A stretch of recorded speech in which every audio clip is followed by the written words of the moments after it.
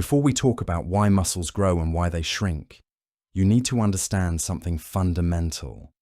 Your body is not static. It is not finished. It is not some fixed structure you're born with and stuck with forever. Your muscles, right now, as you're listening to this, are in a constant state of change. Proteins are being built, proteins are being broken down, and the balance between those two processes determines whether your muscles grow larger or whether they fade away.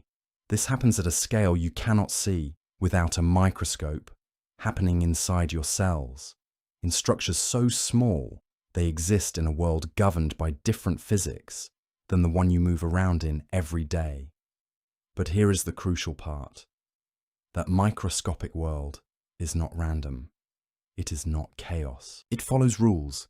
Beautiful, elegant, predictable rules. And those rules explain everything about how your body transforms itself in response to what you demand of it. Understanding these rules changes how you think about training, about nutrition, about recovery, about time itself. The fascinating part is that scientists only began to truly understand this architecture fairly recently, within the last 50 or 60 years. For most of human history, people trained their bodies without knowing why it worked. They lifted things. Their muscles got bigger. They stopped lifting. The muscles got smaller. That was the extent of the knowledge. But now we can see inside.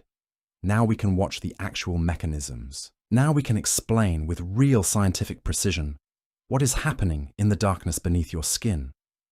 Your muscles are built from fibers, individual fibers, long, thin cells packed with specialized proteins. Think of a fiber like a rope made of rope, layers upon layers of smaller structures stacked inside each other, nested down to the molecular level. At the largest scale, you have the whole muscle, which is several kilograms of tissue, visible, movable, something you can feel and observe. But peel away the connective tissue wrapping that muscle, and you find bundles of fibers. Peel away further, and you get to individual fibers, each one remarkably thin, sometimes just a few micrometers in diameter, but remarkably long, stretching centimeters across the muscle. At the smallest scale, you have sarcomeres, the basic contractile units responsible for actual muscle contraction. Sarcomeres are the repeating functional units, arranged in series like train cars linked together. Inside each sarcomere sit thick filaments made of myosin and thin filaments made of actin. These are not the only proteins present. There is tropomyosin, troponin, titin, nebulin, dozens of supporting cast members with specific roles to play. But actin and myosin are the stars. When a muscle contracts, these filaments slide past each other. This is crucial to understand. The filaments do not shorten. They do not fold. They slide, overlapping, creating tension by sheer mechanical interaction. The thick filaments grab onto the thin filaments and pull. The thin filaments are dragged toward the center of the sarcomere. The distance between the ends of the sarcomere decreases. This process is called the sliding filament theory, and it was not understood until the middle of the 20th century, when electron microscopy finally gave scientists the ability to see these structures directly. Around these contractile proteins sits sarcoplasm, a gel-like substance filled with mitochondria and ribosomes and enzymes, all the chemical machinery necessary for a muscle fiber to do its work, to produce energy, to synthesize new proteins. Mitochondria are the power plants, burning fuel to create ATP, the energy currency of the cell. Ribosomes are the factories, reading genetic instructions and assembling amino acids into new proteins. The enzymes facilitate all the chemical reactions that keep a muscle fiber alive and functioning.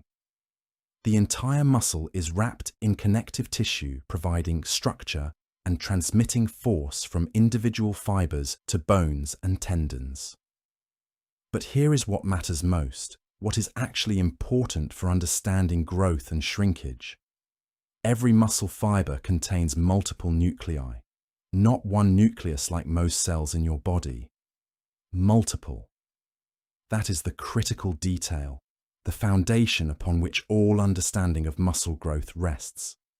Each nucleus is like a control center, reading genetic code and managing protein synthesis within its territory.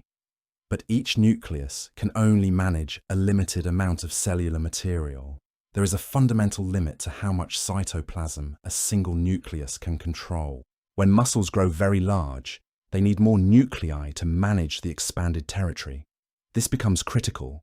This becomes the limiting factor. Understanding this becomes essential when we talk about why there are limits to how large a muscle can become, and what happens when those limits are approached.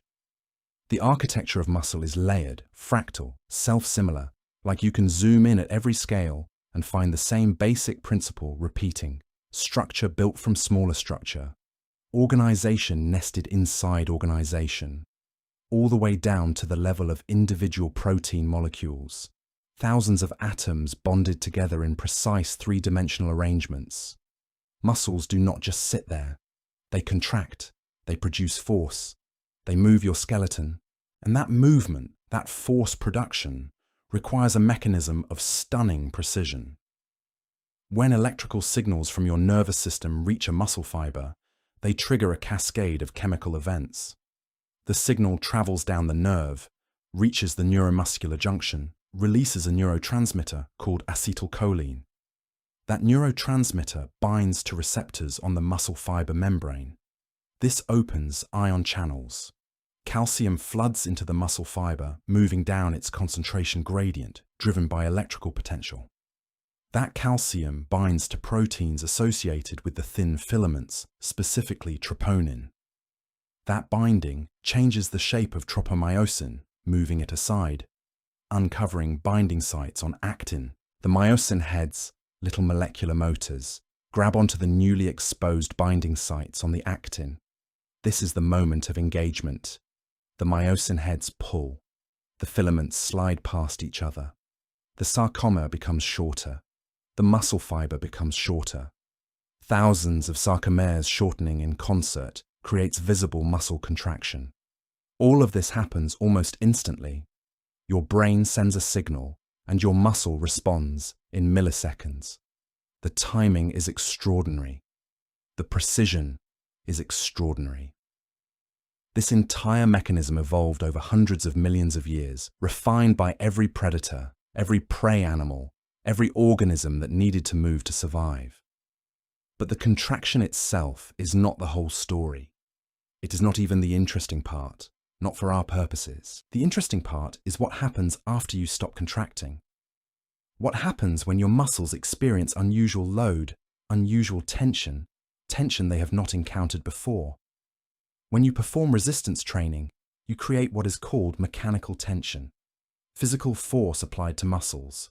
When you lift a weight, you are forcing your muscles to work against an external load. This creates tension throughout the fiber. Your muscles have sensors, specialized proteins called mechanoreceptors, sitting on the cell membrane. These sensors include integrins and focal adhesion complexes, proteins that stretch when tension is applied. These sensors detect mechanical stress. They monitor tension. When significant tension is detected, something changes inside the cell. Signaling cascades activate, chemical pathways switch on. Pathways like mTOR, the mechanistic target of rapamycin, which is responsible for protein synthesis. This is why lifting heavier weights stimulates muscle growth more effectively than lighter weights. The heavier weight creates greater mechanical tension. Greater tension triggers stronger signaling. Stronger signaling creates more growth stimulus. This is the first fundamental rule, established through decades of research. Mechanical tension is the primary driver of muscle growth. Not pumps, though pumps can feel good and might have minor effects. Not metabolic stress alone, though metabolic stress might contribute. Not hormonal surges, though hormones can help. Mechanical tension, the physical force applied to muscle fibers, the sheer weight of load pressing against the contractile proteins. That is the signal that says to your body, this muscle needs to grow. Build it larger, prepare it for future demands. The body listens, the body responds, and the response unfolds over hours and days through mechanisms we are only now beginning to fully understand. But the signal is not the growth itself. The signal is just the beginning. Before we talk about what actually builds muscle, we need to understand how scientists came to understand muscle growth at all. For centuries, people assumed muscle growth was simple. You used your muscles, they adapted. The mechanism was mysterious, but the observation was undeniable. Strong men exist. Their muscles are larger than the muscles of sedentary people. Blacksmiths develop powerful arms from years of hammering. Farmers develop strong backs from years of labor. The pattern was obvious. Use it, and it grows. But understanding why was another matter entirely. In the 19th century, scientists began to develop better microscopes. They could see muscle fibers. They could see striations, the alternating bands of light and dark that characterize skeletal muscle. This was progress. But the mechanisms remained obscure. They knew muscles were made of fibers. They could see that trained muscles had more or larger fibers. But the mechanism by which mechanical stress translated into structural change remained a mystery. It was not until the 20th century, after the discovery of DNA and the mechanisms of protein synthesis, that scientists began to understand the actual process. In the 1950s and 60s, researchers used radioactive isotopes to track protein synthesis in muscles. They could now literally watch the body building new proteins. They could measure the rate of synthesis. They could see that synthesis increased after exercise. This was revolutionary. It showed that the body was not just rearranging existing proteins, it was making new ones. The body was responding to mechanical stress by increasing the manufacture of the very proteins that made up the muscle fiber. This discovery opened the door to understanding the actual mechanisms. If mechanical stress triggered increased protein synthesis, what was the messenger? What was the signal? What was happening inside the cell that caused the ribosome to work harder? Scientists began investigating signaling pathways. They discovered that mechanical stress activated various proteins inside the cell. These proteins communicated with the nucleus, sending signals that said, make more myosin, make more actin, build this muscle larger. Some of these signals were hormonal. Others were purely mechanical, detected by mechanoreceptors. The bigger picture emerged slowly through thousands of experiments, measuring, quantifying, testing hypotheses, discarding what did not work, refining what did. By the end of the 20th century, scientists had mapped out the basic architecture of the growth response. Mechanical tension activates signaling pathways. These pathways turn on genes. Gene expression increases. Protein synthesis increases. New contractile proteins are incorporated into the muscle fiber. The fiber grows larger. This process was not random. It was not chaotic. It was governed by clear, describable mechanisms. And as the mechanisms became clearer, a remarkable realization emerged. The body does not grow muscle in response to size alone. It grows muscle in response to what the muscle must do. The body adapts specifically to the demands imposed upon it. What actually builds muscle is protein synthesis. Your body takes amino acids from the protein you eat and assembles them into new muscle proteins. This is muscle protein synthesis, or MPS, and it is absolutely fundamental to growth. After you complete a workout, your body does not immediately build muscle. Instead, it initiates repair. The workout damaged your muscle fibers at the microscopic level. Tiny tears in the architecture, disruptions in the mechanical structure. Your immune system responds. Inflammation occurs. And then your body rebuilds. It rebuilds by synthesizing new proteins. But here is the key. It does not just rebuild what was there, it rebuilds stronger, it rebuilds larger. This happens through ribosomes, cellular structures that read genetic instructions and assemble amino acids into new proteins. The increased protein synthesis can last for extended periods after your workout, sometimes up to 48 hours. This is why recovery matters so much. This is why sleep matters. Your body is not growing during the workout. It is growing afterward, while you rest, while you sleep, while protein synthesis is elevated. The synthesis of myofibrillar proteins, the actual contractile proteins, is what accounts for changes in muscle mass following resistance training. Endurance training stimulates mitochondrial protein synthesis instead, which is why endurance athletes and strength athletes look different. Same human body, same basic biology, but directed toward different adaptations, different proteins being emphasized, different cellular priorities. This is the second fundamental rule. Protein synthesis is the engine of growth. Without elevated protein synthesis, you cannot grow muscle, no matter how hard you train. Growth is not just about synthesis. Growth depends on balance. Your muscles exist in a state of constant turnover, constant remodeling, with proteins being built and proteins being broken down continuously, even at rest, even during sleep. This breakdown is called protein degradation or proteolysis. It is not a failure, it is not a problem, it is a normal, essential process. The body is constantly removing damaged or outdated proteins and replacing them with new ones. But at any given moment, the difference between the rate of synthesis and the rate of breakdown determines whether you gain muscle, lose muscle, or stay the same. This is the fundamental equation. Think of it as a bathtub with drains and faucets. Water flowing in is protein synthesis.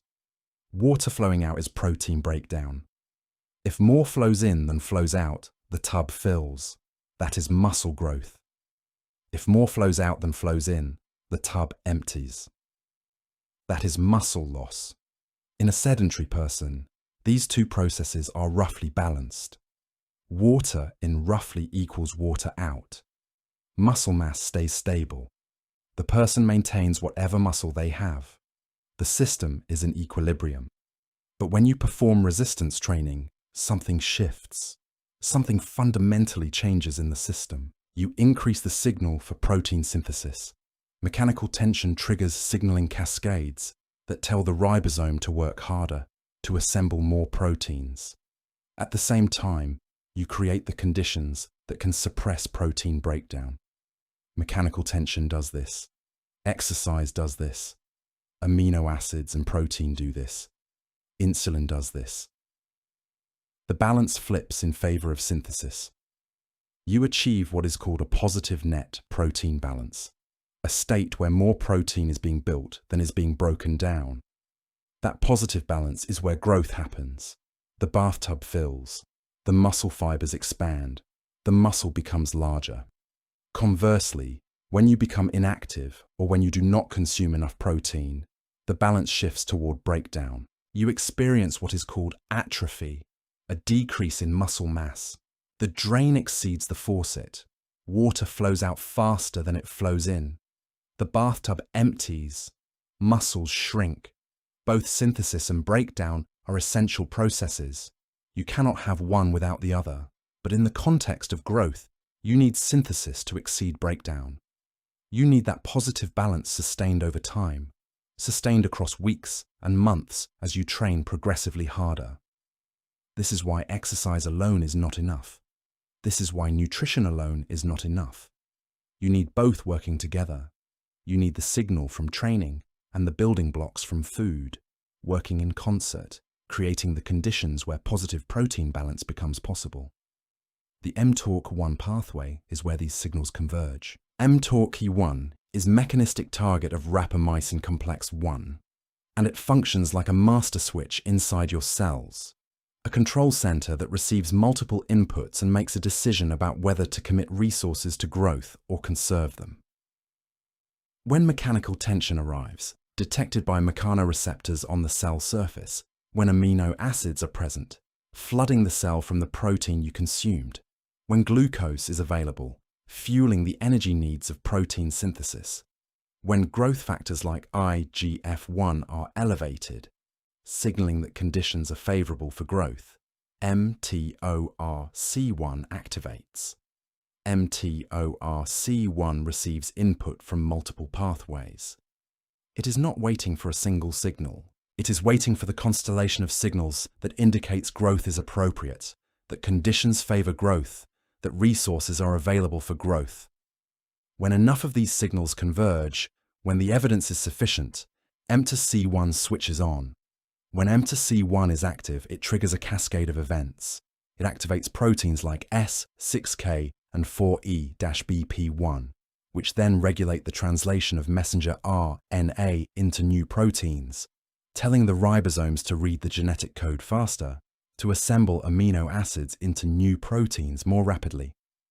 It stimulates the biogenesis of ribosomes, creating more cellular machinery for protein synthesis, expanding the factory, adding more assembly lines to increase production. It essentially tells your muscle cells, grow, build new proteins, prepare for future demands.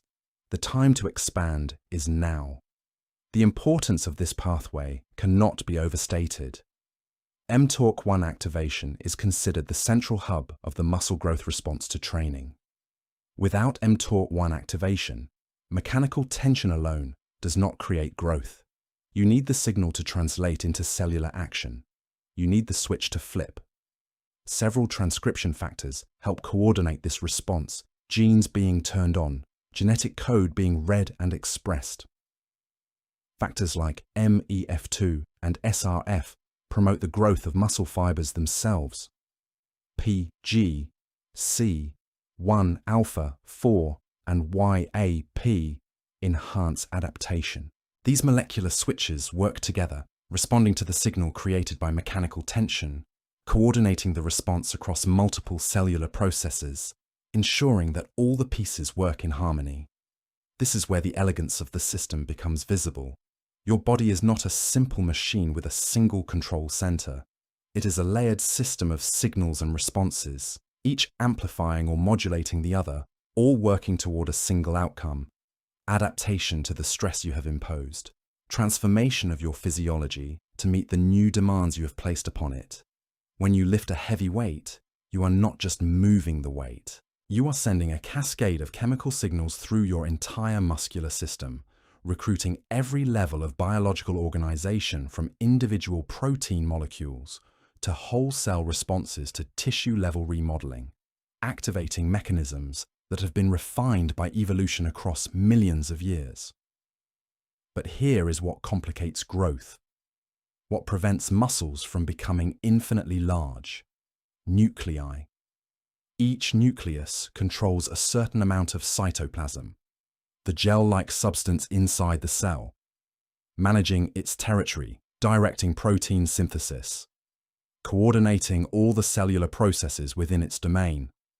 There is a limit to how much a single nucleus can manage. When a muscle fiber grows very large, when its volume expands beyond what a single nucleus can effectively govern, it needs more nuclei. This is where satellite cells enter the story. Satellite cells are muscle stem cells, specialized cells located on the surface of muscle fibers, resting in a quiescent state until activated. When muscles experience mechanical overload from resistance training, when the mechanical stress exceeds what the current nuclear capacity can manage, satellite cells become activated. They respond to signals released by the stressed muscle. They proliferate, they divide, creating more satellite cells. And then they fuse with existing muscle fibers, donating their nuclei to the muscle cell in a process of fusion and integration. This process is called myonuclear accretion, and it is critical for sustained muscle growth, especially for heavy training and large increases in size. Research from the early 1970s, work involving detailed microscopic analysis of muscle tissue, first showed that satellite cells become incorporated into muscle fibers, as new nuclei. Researchers used radioactive markers and electron microscopy to follow the process. That work provided the first direct evidence that satellite cells have a role in mechanically induced muscle hypertrophy, and it opened up an entire field of research. Subsequent studies confirmed and extended these findings. The practical implication is significant.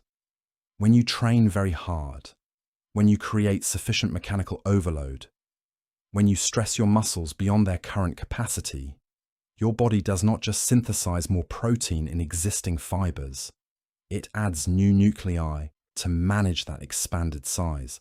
It literally remodels the fiber, expanding its nuclear complement, increasing its protein synthesis capacity. This explains why muscle growth has practical limits without adding new nuclei. A single nucleus can only synthesize so much protein. There is a ceiling, a limit to how large a fiber can become with its existing nuclear population. By adding new nuclei from satellite cells, muscle fibers can grow larger, and that ceiling rises. More nuclei means more protein synthesis capacity, more genetic machinery driving protein production. This is one reason why sustained progressive training creates sustained growth. You are not just stimulating protein synthesis in static fibers. You are remodeling the entire fiber, adding cellular machinery necessary to support larger size, integrating new nuclei into the fiber structure. The body is not designed to grow muscle infinitely.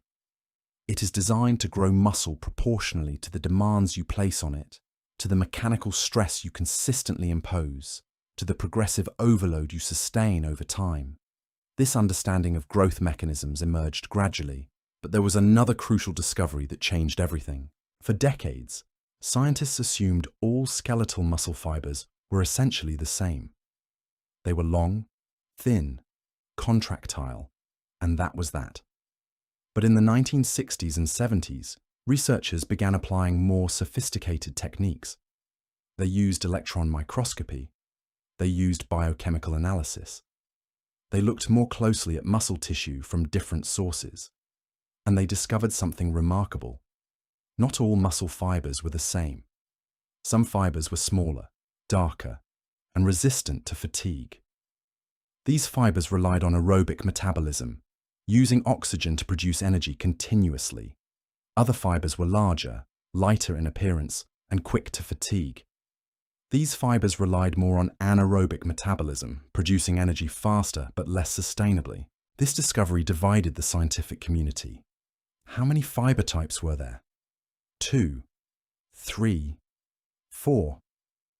Different researchers using different techniques found different numbers. But gradually, a consensus emerged. There were type 1 fibers, slow twitch, fatigue resistant, smaller, adapted for endurance. There were type 2 fibers, fast twitch, powerful, quick to fatigue, larger, adapted for force production. But type 2 itself could be subdivided. Type 2A fibers were intermediate, capable of both force production and sustained work. Type 2X fibers were pure power, producing maximum force and fatigue fastest. This discovery was crucial because it revealed something fundamental. Muscles were heterogeneous, not homogeneous. The fiber type distribution varied between individuals. It varied between muscle groups within the same person. And, crucially, training could shift the balance between fiber types, could enhance the capacity of different fiber types, could essentially remodel the composition of a muscle toward whatever demands were being imposed upon it. The discovery of fiber types raised new questions. Why were there different types? What was the point of having slow twitch fibers if fast twitch fibers could do anything they could do? The answer lay in efficiency. Slow twitch fibers were incredibly efficient at producing sustained force with minimal fatigue. They contained more mitochondria, more myoglobin, more of the machinery needed for aerobic metabolism.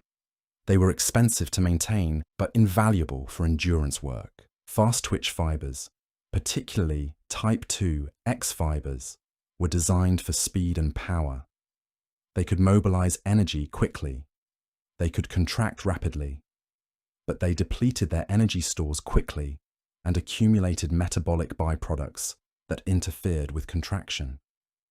The body, over evolutionary time, had developed a sophisticated system, different fiber types for different demands, and the ability to shift the balance of fiber types to change the relative proportion of each type to alter the fiber type composition of muscles in response to training. This was adaptation at the deepest level. This was not just making muscles bigger. This was remodeling them fundamentally, shifting their underlying character, transforming them into something more suited to whatever demands the person was imposing. This understanding of the system, this knowledge of how adaptation works at multiple levels of organization, is where the true picture of muscle growth emerges. Because once you understand fiber types, you understand that muscle hypertrophy is not a single process. It is a collection of processes, all happening simultaneously, all responding to the specific demands being imposed on the muscle. The body is not trying to make your muscles bigger in general. It is trying to make them specifically adapted to whatever challenge you are presenting. Slow twitch fibers respond to sustained work by building more aerobic machinery, more mitochondria, more capillaries to deliver oxygen. Fast twitch fibers respond to heavy loads by building more contractile proteins, thicker myosin filaments, stronger cross bridges. The adaptation is precise. The adaptation is intelligent. The adaptation is exactly proportional to the stimulus applied. And understanding this leads to the central question: what actually triggers these adaptive responses? What is the mechanism by which mechanical stress transforms into biological change? The answer lies in the fact that your muscles are constantly monitoring their environment. They are not passive structures. They are sensing systems, detecting stress and responding to it. This monitoring happens through multiple channels simultaneously, creating a complete picture of what demands are being placed on the muscle. When you lift a weight, when you apply tension to muscle tissue, dozens of signaling systems activate at once. The muscle does not wait to see if the stress will continue. It begins responding immediately, launching processes that will persist long after the tension is gone. This rapid responsiveness is crucial. If muscles had to wait days to start adapting, training would be far less effective. But adaptation begins almost immediately. Within minutes of the training stimulus, signaling cascades are activated. Within hours, gene expression is changing. Within days, new proteins are being incorporated into the muscle structure. The muscle is not passive, it is reactive. It is alive in the most literal sense, actively processing information and making decisions about how to adapt. The mechanism of hypertrophy is not a single event. It is a cascade of events triggered by mechanical stress, amplified through cellular signaling, and ultimately expressed as changes in protein structure and composition. When you perform resistance training, the immediate effect is mechanical. Tension is applied to the muscle fiber. The fiber experiences stress. But this mechanical stress does not directly build muscle. Instead, it serves as a signal, a trigger, setting off a chain of chemical reactions that ultimately lead to muscle growth. The process begins with the application of load. You pick up a weight. The weight pulls on your muscles through the connections between muscle and bone. This tension is distributed throughout the muscle fiber, affecting every sarcomere, every contractile unit. The myosin and actin filaments experience strain. The entire architecture of the muscle fiber is stressed. But here is what is remarkable. The muscle fiber does not immediately respond by growing. Instead, it first detects the stress. It senses the mechanical challenge. It measures the load. And then, based on that measurement, it decides whether adaptation is necessary. This sensing happens through mechanoreceptors, specialized proteins that respond to physical deformation. When mechanical tension is applied, these proteins change shape. The shape change activates signaling cascades inside the cell. Think of them like biological pressure sensors, detecting how much force is being applied and reporting that information to the interior of the cell. The primary pathways involved in this response are mTOR, MAPK, and calcium signaling. These pathways are interconnected, each amplifying the others, creating a cascade that builds in magnitude as the stress persists. When enough signals have accumulated, when the evidence of mechanical stress is sufficient, the cell makes a decision. It decides to adapt. It commits resources to building new muscle. This decision happens at the genetic level.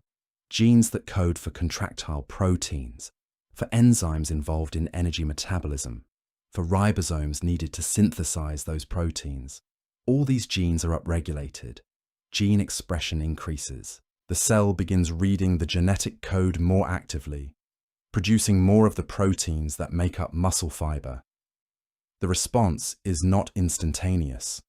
It takes time for the signaling cascades to build, for gene expression to increase, for the ribosomal machinery to ramp up production. This is why muscle growth does not happen immediately after a workout. The workout is just the stimulus. The signal, the actual building happens later, during recovery, during sleep, during the hours and days following the training session. The sophistication of this system is extraordinary. The muscle fiber does not treat all stresses equally. A light stress, insufficient to trigger significant adaptation, results in minimal response. A moderate stress triggers a moderate response. A severe stress triggers a maximal response. The system is dose-dependent. The larger the stress, the larger the growth signal, the greater the adaptation. This is why progressive overload is so important. As your muscles adapt to a particular load, that load becomes less stressful. The adaptive response diminishes.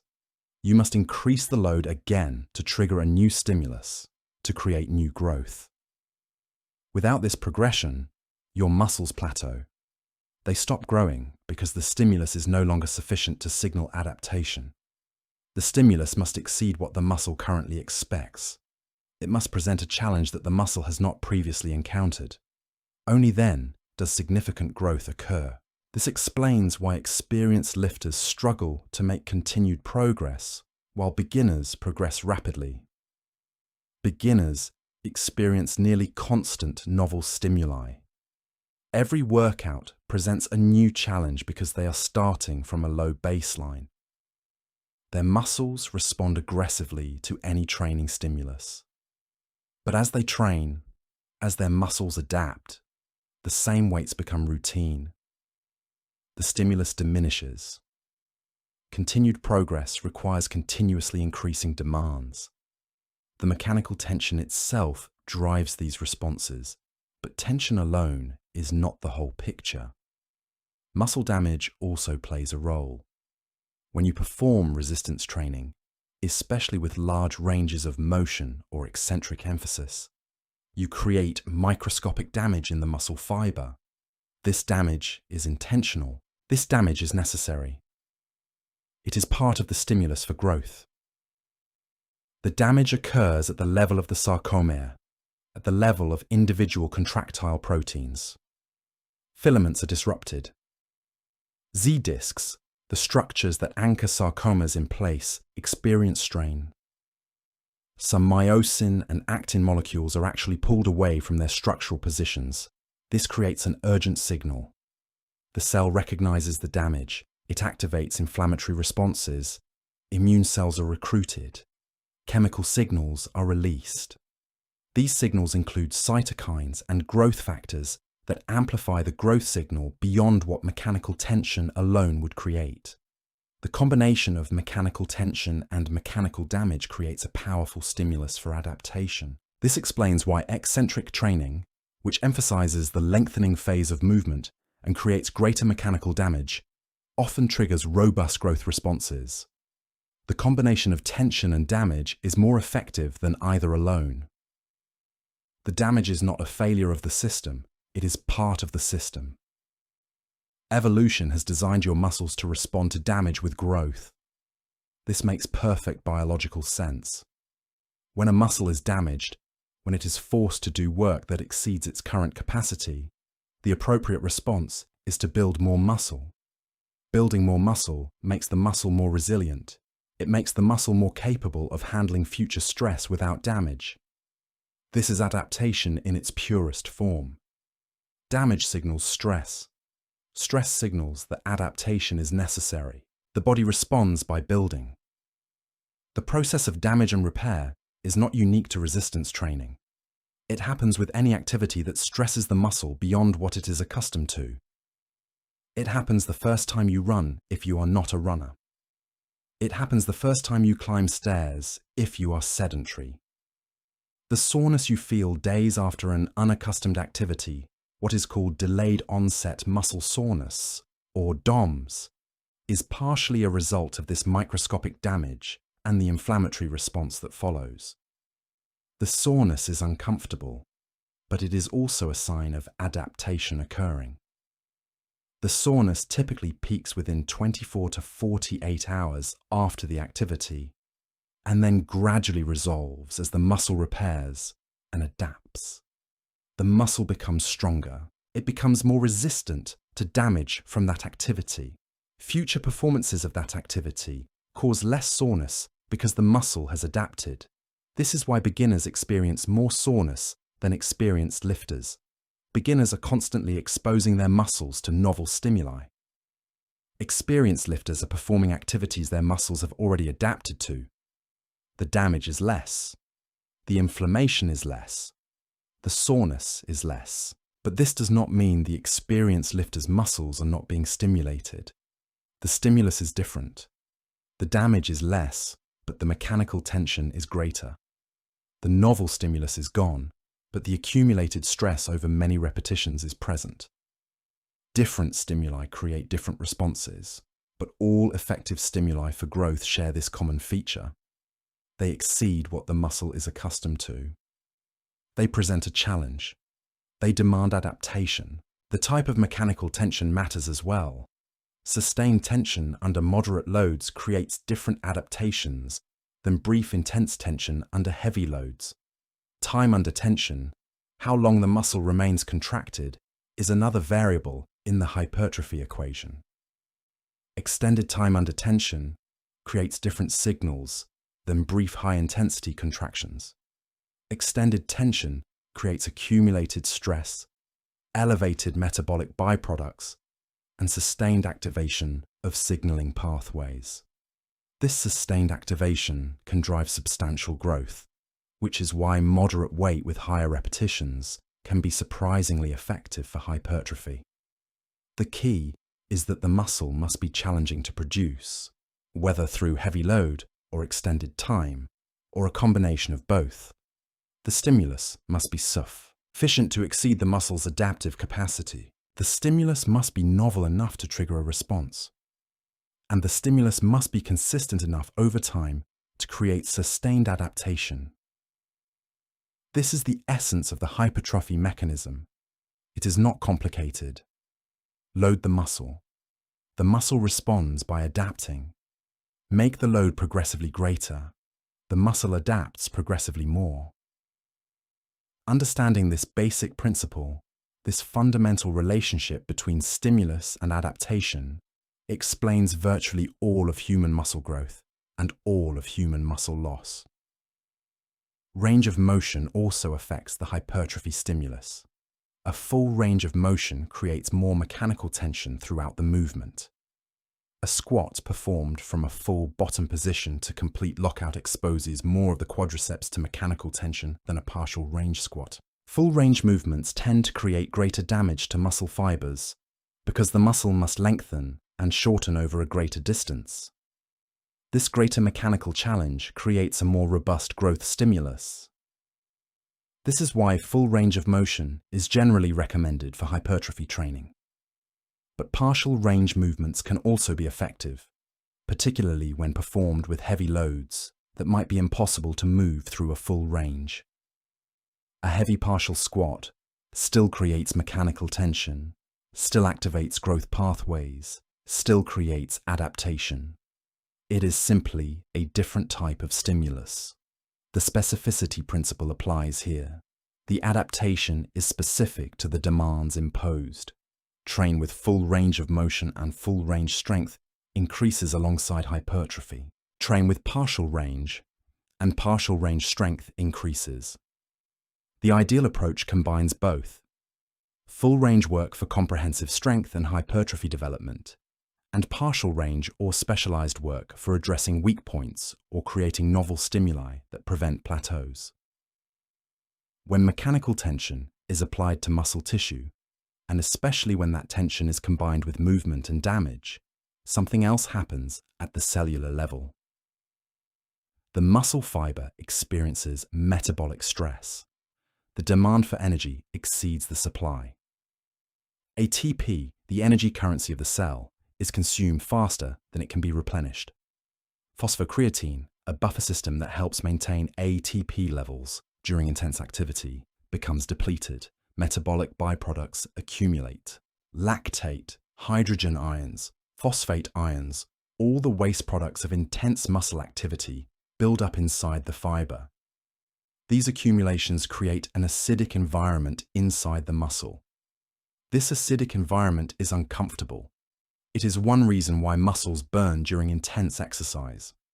But this discomfort is also a signal that says to the cell, I am working hard. I am under stress. I need to adapt. The accumulation of metabolic byproducts triggers signaling cascades independently of mechanical tension. Lactate, once thought to be simply a waste product, is now known to be a signaling molecule. It activates pathways involved in growth and adaptation. Phosphate accumulation affects calcium signaling. Hydrogen ion accumulation affects enzyme activity. All of these changes combine to create what is called metabolic stress, a state of cellular stress that comes from the depletion of energy and accumulation of metabolic byproducts. Metabolic stress is particularly important during higher repetition training. When you perform sets of 10, 15, or 20 repetitions, you create enormous metabolic stress. Your energy systems are overwhelmed. Your muscle is literally burning from the accumulation of metabolic byproducts. The pain you feel is real. It is the sensation of metabolic stress. But this stress is a growth signal. It triggers adaptive responses that are distinct from the responses triggered by mechanical tension alone. In fact, metabolic stress and mechanical tension trigger overlapping, but not identical growth responses. Metabolic stress drives more sarcoplasmic hypertrophy, growth of the fluid, and non-contractile components of the muscle. Mechanical tension, especially heavy mechanical tension, drives more myofibrillar hypertrophy, growth of the actual contractile proteins. This is why different training styles create different adaptations. High repetition training creates more metabolic stress and tends to create larger, more pumped up muscles with more sarcoplasmic growth. Low repetition heavy training creates mechanical tension without excessive metabolic stress and tends to create stronger, denser muscles with more myofibrillar growth. The ideal hypertrophy training program uses both. It combines mechanical tension with metabolic stress. It uses both heavy loads and higher repetitions. It creates multiple simultaneous growth signals. The challenge with training is that you cannot always maximize both mechanical tension and metabolic stress simultaneously. Heavy weights create high mechanical tension, but lower metabolic stress because the duration is brief. You lift a heavy weight for 5 or 6 repetitions. The mechanical tension is enormous, but the set is over in seconds. The metabolic byproducts do not accumulate to extreme levels. Your energy stores are not severely depleted. Conversely, light weights for many repetitions create significant metabolic stress without exceptional mechanical tension. The mechanical stress is lower per repetition, but the accumulated stress over many repetitions is substantial. The duration is extended. The metabolic environment is severely compromised. The pump, that swelling sensation in the muscle, is a direct result of metabolic stress. Blood pools in the muscle. Fluid accumulates in the intracellular space. The muscle feels tight, congested, full. This is metabolic stress made visible. It is an unpleasant sensation, but it is also a growth signal. Metabolic stress is not the primary driver of hypertrophy, but it is an important contributor. Research has shown that mechanical tension is more critical, but metabolic stress amplifies the response. When you combine heavy load with high repetitions, when you create both mechanical tension and metabolic stress simultaneously, you get a more robust growth response than either stimulus alone. This is why training to near muscle failure, or to muscle failure, can be effective for hypertrophy. The accumulation of metabolic stress over multiple repetitions creates an additional growth signal. But metabolic stress requires intact neuromuscular function. If a muscle is so fatigued that it can no longer contract effectively, metabolic stress can no longer accumulate. The muscle must still be able to produce force. It is the combination of continued force production with accumulating metabolic stress that creates the hypertrophy stimulus. This explains why some sets are more effective than others. A set performed with controlled tempo, creating sustained tension while accumulating metabolic byproducts, is more effective for growth than a set performed with rapid movements and brief time under tension. The interaction between mechanical tension, time under tension, and metabolic stress creates a complex stimulus. Understanding that stimulus and optimizing training to maximize that stimulus is where true progress in hypertrophy comes from. But none of this matters if the growth signal does not translate into actual protein synthesis. The signal must be received. The message must be transmitted. The genetic machinery must be activated. And that is where protein synthesis enters the equation. Protein synthesis is the process by which your body builds new proteins from amino acids. It is not automatic. It is not constant. Protein synthesis rates vary dramatically depending on circumstances. After a meal, especially a meal containing sufficient protein and carbohydrates, protein synthesis increases. After resistance training, protein synthesis increases. During recovery, especially during sleep, protein synthesis increases. But at rest, without training, without food, protein synthesis is relatively low. The body is only replacing the proteins that are being broken down, maintaining homeostasis. This is where the growth signal becomes critical. The growth signal, the message created by mechanical tension and metabolic stress, must activate protein synthesis to levels that exceed protein breakdown. That is the growth stimulus. That is what creates positive protein balance. When mechanical tension activates mTORC1, when growth signals reach the nucleus, the cell reads more mRNA, the genetic code for proteins. Ribosomes, the cellular machinery responsible for assembling amino acids into proteins, work faster. More ribosomes are produced. The translational capacity of the muscle fiber, how much protein it can synthesize per unit time, increases. But this can only happen if amino acids are available. If the cell is starved of amino acids, protein synthesis cannot proceed, regardless of how strong the growth signal is. The amino acids must come from somewhere. They come from dietary protein. They come from the breakdown of other proteins. They come from the amino acid pool inside the cell and bloodstream. Without adequate amino acids, the cell cannot build new protein. It can have the strongest growth signal in the world, but without the building blocks, growth cannot occur. This is why protein intake is so critical for hypertrophy. You can have the most perfectly designed training program, but if you do not consume adequate protein, your muscles will not grow. The signal is there. The machinery is activated, but the materials are missing. Protein synthesis rates vary throughout the day in response to feeding and training. After a meal containing protein, muscle protein synthesis increases. The rate of increase depends on several factors: the amount of protein consumed, the type of protein, the presence of carbohydrates and fats, the person's training status.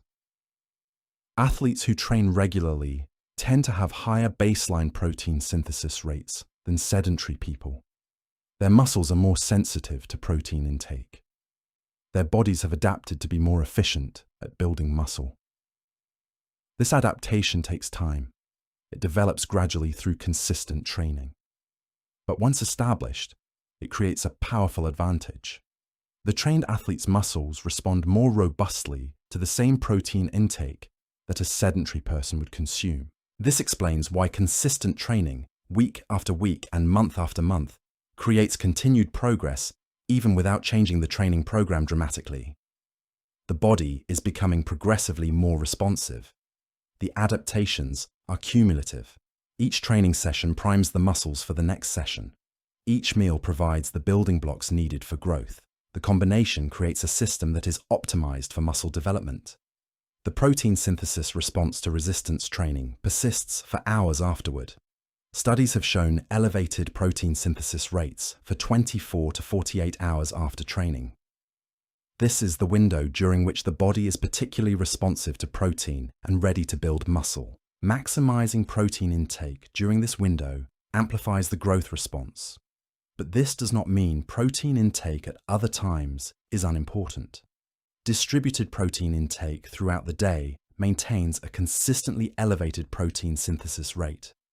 Several smaller meals with adequate protein appear to be more effective than a single large meal for stimulating continuous muscle growth. The breakdown side of the equation is equally important as the synthesis side. Your muscles are not just being built. They are simultaneously being broken down. Protein degradation is a continuous process. The body is constantly removing damaged proteins. Removing proteins that are old or outdated. Removing proteins that are no longer needed. This is healthy. This is necessary. But when protein degradation exceeds protein synthesis, muscle is lost. When protein synthesis exceeds protein degradation, muscle is gained. In a sedentary person, these two processes are balanced. The person maintains stable muscle mass, but a resistant training creates a shift. Training decreases the rate of protein degradation while increasing the rate of protein synthesis. This shift in balance is what creates growth. The decrease in protein degradation is often overlooked. Many people focus only on increasing protein synthesis, but equally important is suppressing protein degradation, reducing the rate at which proteins are broken down. Several factors suppress protein degradation. Mechanical tension itself suppresses degradation. Amino acid availability suppresses degradation. Insulin, released in response to food intake, suppresses degradation. The combination of training and protein intake works synergistically, both increasing synthesis and decreasing degradation, creating a powerful growth signal. This is why people who train hard but do not eat adequately do not grow. The training signal is there, but the nutritional support is absent. The synthesis is elevated, but degradation is still high. The net balance is not positive. The balance between synthesis and degradation shifts constantly throughout the day. Fed states, when you have consumed food and nutrients are abundant, are generally anabolic, favoring synthesis. Fasted states, when the body has been without food for hours, are generally catabolic, favoring degradation. This is not absolute. Even during fasting, synthesis continues. Even during feeding, degradation continues. But the balance shifts. Training during fed states creates a powerful growth stimulus because both synthesis is elevated and degradation is suppressed. Training during fasted states still triggers growth signals, but the balance is less favorable because degradation is still high. This is not to say that training while fasted is useless. It is not. Training while fasted still triggers mechanical tension, still activates growth signaling pathways, still creates adaptation. But the growth stimulus is not optimized. Adding protein after training, especially after training in a fasted state, shifts the balance toward growth.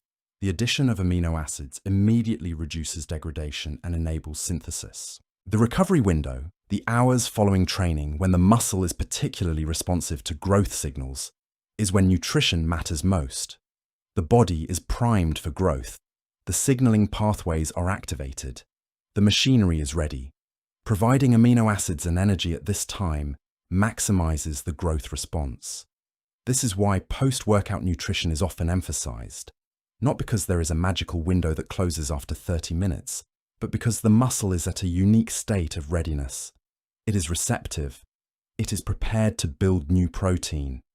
Taking advantage of that readiness with proper nutrition amplifies the growth response. The interplay between synthesis and degradation, between feeding and fasting, between training and recovery, creates the overall balance that determines whether muscle grows, remains stable, or shrinks.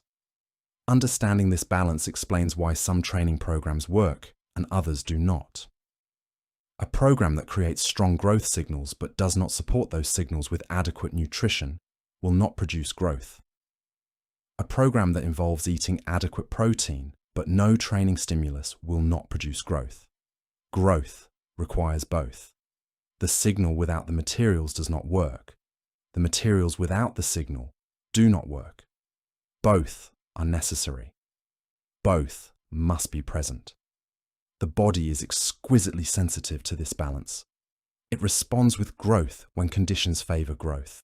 It responds with stability or loss when conditions do not favor growth. There is no way to trick the system. There is no way to grow muscle without adequate stimulus and adequate support. The system works exactly as it is designed to work. And understanding that design is understanding the fundamental truth of muscle hypertrophy. The precision of this system is remarkable when you consider it. Your body is continuously measuring the demands being placed on your muscles. It is monitoring nutrient availability. It is tracking energy status. It is assessing recovery capacity. Based on all of this information, it makes decisions about whether to allocate resources to muscle growth, to maintain current muscle, or to reduce muscle. These decisions are not made consciously. They are made at the cellular level through the activation and suppression of signaling pathways, through the regulation of gene expression, through the control of protein synthesis and degradation. But the outcome is rational and appropriate. When demands are high and support is adequate, the body builds muscle. When demands are low or support is inadequate, the body maintains or reduces muscle. This adaptability has been refined by millions of years of evolution. The system is designed to support survival and reproduction. Building muscle requires energy. It requires protein. It requires recovery time. These are expensive investments. The body makes them when they are necessary for survival, when the organism faces demands that require increased muscle capacity. Understanding this evolutionary logic transforms how we approach training and nutrition. We are not trying to trick a simple system. We are working with an ancient system that has been refined to respond appropriately to the demands and support we provide. The more intelligently we provide those demands and that support, the more effectively the system responds with muscle growth. One final component of the hypertrophy picture, often misunderstood or overlooked entirely, is the role of satellite cells. These are not the same as the muscle fibers themselves. Satellite cells are specialized stem cells that live on the surface of muscle fibers, embedded in a layer of connective tissue that surrounds each fiber. They are quiescent, dormant, waiting. In an untrained person, most satellite cells are inactive, contributing little to muscle growth. But when a muscle experiences mechanical overload, when it experiences stress that exceeds its current capacity, satellite cells wake up. They receive signals from the stressed muscle, inflammatory signals, growth factor signals, chemical messengers that say, this muscle is damaged, this muscle needs help, this muscle needs to grow. In response to these signals, satellite cells become activated. They leave their quiescent state. They begin to proliferate, dividing and creating more satellite cells. And then they do something remarkable. They fuse with the muscle fiber itself. The satellite cell membrane merges with the muscle fiber membrane. The satellite cell becomes incorporated into the muscle fiber, and the nucleus of the satellite cell, that critical component, becomes a new nucleus inside the muscle fiber. This process, the addition of new nuclei to the muscle fiber, is called myonuclear accretion. Why does this matter? It matters because each nucleus can only manage a limited amount of cytoplasm, a limited volume of cell. There is a limit to how much protein a single nucleus can produce. When a muscle grows very large, when it expands beyond what its current nuclear complement can manage, it hits a ceiling. Growth slows. Further expansion becomes difficult. But by adding new nuclei from satellite cells, that ceiling rises. The muscle fiber can grow larger. More nuclei means more genetic machinery. More nuclei means more mRNA being read. More nuclei means more ribosomes being produced. More nuclei means higher protein synthesis capacity. The addition of satellite cells to growing muscle is not just a minor contributor to growth. It appears to be essential for large increases in size, especially in response to very heavy training. Research from decades ago first showed that satellite cells incorporate into muscle fibers in response to mechanical overload. Subsequent studies have confirmed that the more severe the overload, the more satellite cells are recruited and incorporated. This is another mechanism of adaptation, another way the body responds to increased demands by reshaping its tissue. When you perform heavy resistance training, you are not just stimulating protein synthesis in static fibers. You are actually remodeling the fibers themselves, adding new nuclei, expanding the genetic capacity of each fiber. This is why sustained heavy training creates sustained growth. The body is not just making existing fibers bigger. It is giving those fibers the nuclear capacity to become substantially bigger. This process of myonuclear accretion is not instantaneous. It takes days. Satellite cells must be activated, must proliferate, must fuse with the muscle fiber. The nuclei must be incorporated into the fiber. The fiber must adjust to the presence of new nuclei. All of this takes time. But once satellite cells have donated their nuclei, those nuclei remain. They do not disappear when you stop training. They persist. This has profound implications. It means that muscle growth is not a temporary state. Once nuclei have been added to a muscle fiber, the fiber's protein synthesis capacity is permanently elevated. Even if you stop training, if you become inactive, those nuclei do not disappear immediately. The fiber retains increased capacity for protein synthesis. This is one reason why returning to training after a break can be faster than the initial training process. The nuclei from your previous training are still there. The capacity is still elevated. You just need to reactivate it. This is why people who trained seriously years ago can often regain muscle faster than people who have never trained. The nuclear memory persists. The adaptation that was built into the fiber structure remains. Understanding this transforms how we think about long-term muscle development. Muscle growth is not just about the training session. It is about progressively expanding the genetic capacity of muscle fibers through satellite cell fusion and myonuclear accretion. The role of satellite cells explains why beginners can progress so rapidly compared to advanced lifters. Beginners have many dormant satellite cells available. When they begin training, these cells are activated, incorporated into muscle fibers, and contribute to rapid muscle growth. The nuclei are added. Protein synthesis capacity increases. The muscle grows quickly. Advanced lifters, who have trained for years, have already incorporated most of their available satellite cells. Their nuclei are already elevated. The pool of available satellite cells is depleted. They must recruit and fuse new satellite cells at the current level of training stimulus, which is not enough to cause massive satellite cell activation. This is why progress slows with training experience. It is not just that the adaptation to a particular stimulus diminishes. It is that the mechanism of adding nuclei slows. because fewer satellite cells are available. Progressive overload becomes more critical for advanced lifters because they must continuously increase the mechanical overload to continue recruiting and fusing new satellite cells. The body will not add more nuclei unless the stimulus exceeds what the current nuclear capacity can handle. This fundamental limitation explains training plateaus and why advanced lifters require more sophisticated periodization and progressive overload strategies to continue growing. But growth is only half the equation. And in many ways, understanding why muscles shrink is more important than understanding why they grow. Because while growth requires specific conditions to occur, shrinkage is the default. Remove the stimulus, and muscles will atrophy. Stop the signal, and the body stops building. This is not a failure of the system. This is the system working exactly as designed. Muscles are expensive to maintain. They require constant energy expenditure. They require nutrient support. They require regular stimulus to justify their existence. When that stimulus is removed, when the demand for muscular strength and size decreases, the body has no reason to maintain maximum muscle mass.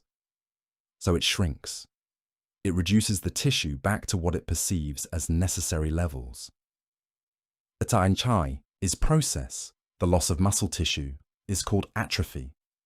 And understanding atrophy requires understanding the logic of the system.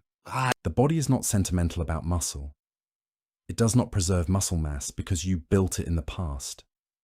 It does not reward prior effort. The body only cares about current demands. It only maintains tissue that is currently being used. If that use stops, the tissue is metabolically expensive to keep around. The body redirects resources. It breaks down the muscle and recycles the amino acids into other tissues or uses them for energy. This makes evolutionary sense. In times of scarcity, when food is limited, maintaining extra muscle you are not using is a luxury you cannot afford. The ancestral environment was unpredictable. Food was not guaranteed. Building muscle meant survival in times of conflict or competition. But maintaining more muscle than you needed meant wasting precious calories that could be used for reproduction or survival in lean times. The body evolved to be efficient, to maintain exactly what is necessary and shed what is not. This flexibility is a feature, not a failure. It allowed human ancestors to adapt to changing conditions, building muscle when demands required it, and reducing muscle when demands decreased. What this means in the modern world is that your hard-earned muscle mass will begin to shrink almost immediately if you stop training. Not weeks, not months, days. The atrophy begins right away. Protein synthesis rates drop. The signal that says, build muscle, is no longer present. Without the signal, without the mechanical tension created by resistance training, the genetic machinery that produces muscle proteins begins to slow down. The ribosomes stop working as hard. Gene expression returns to baseline. And while new protein is no longer being synthesized at elevated rates, the old protein continues to be broken down.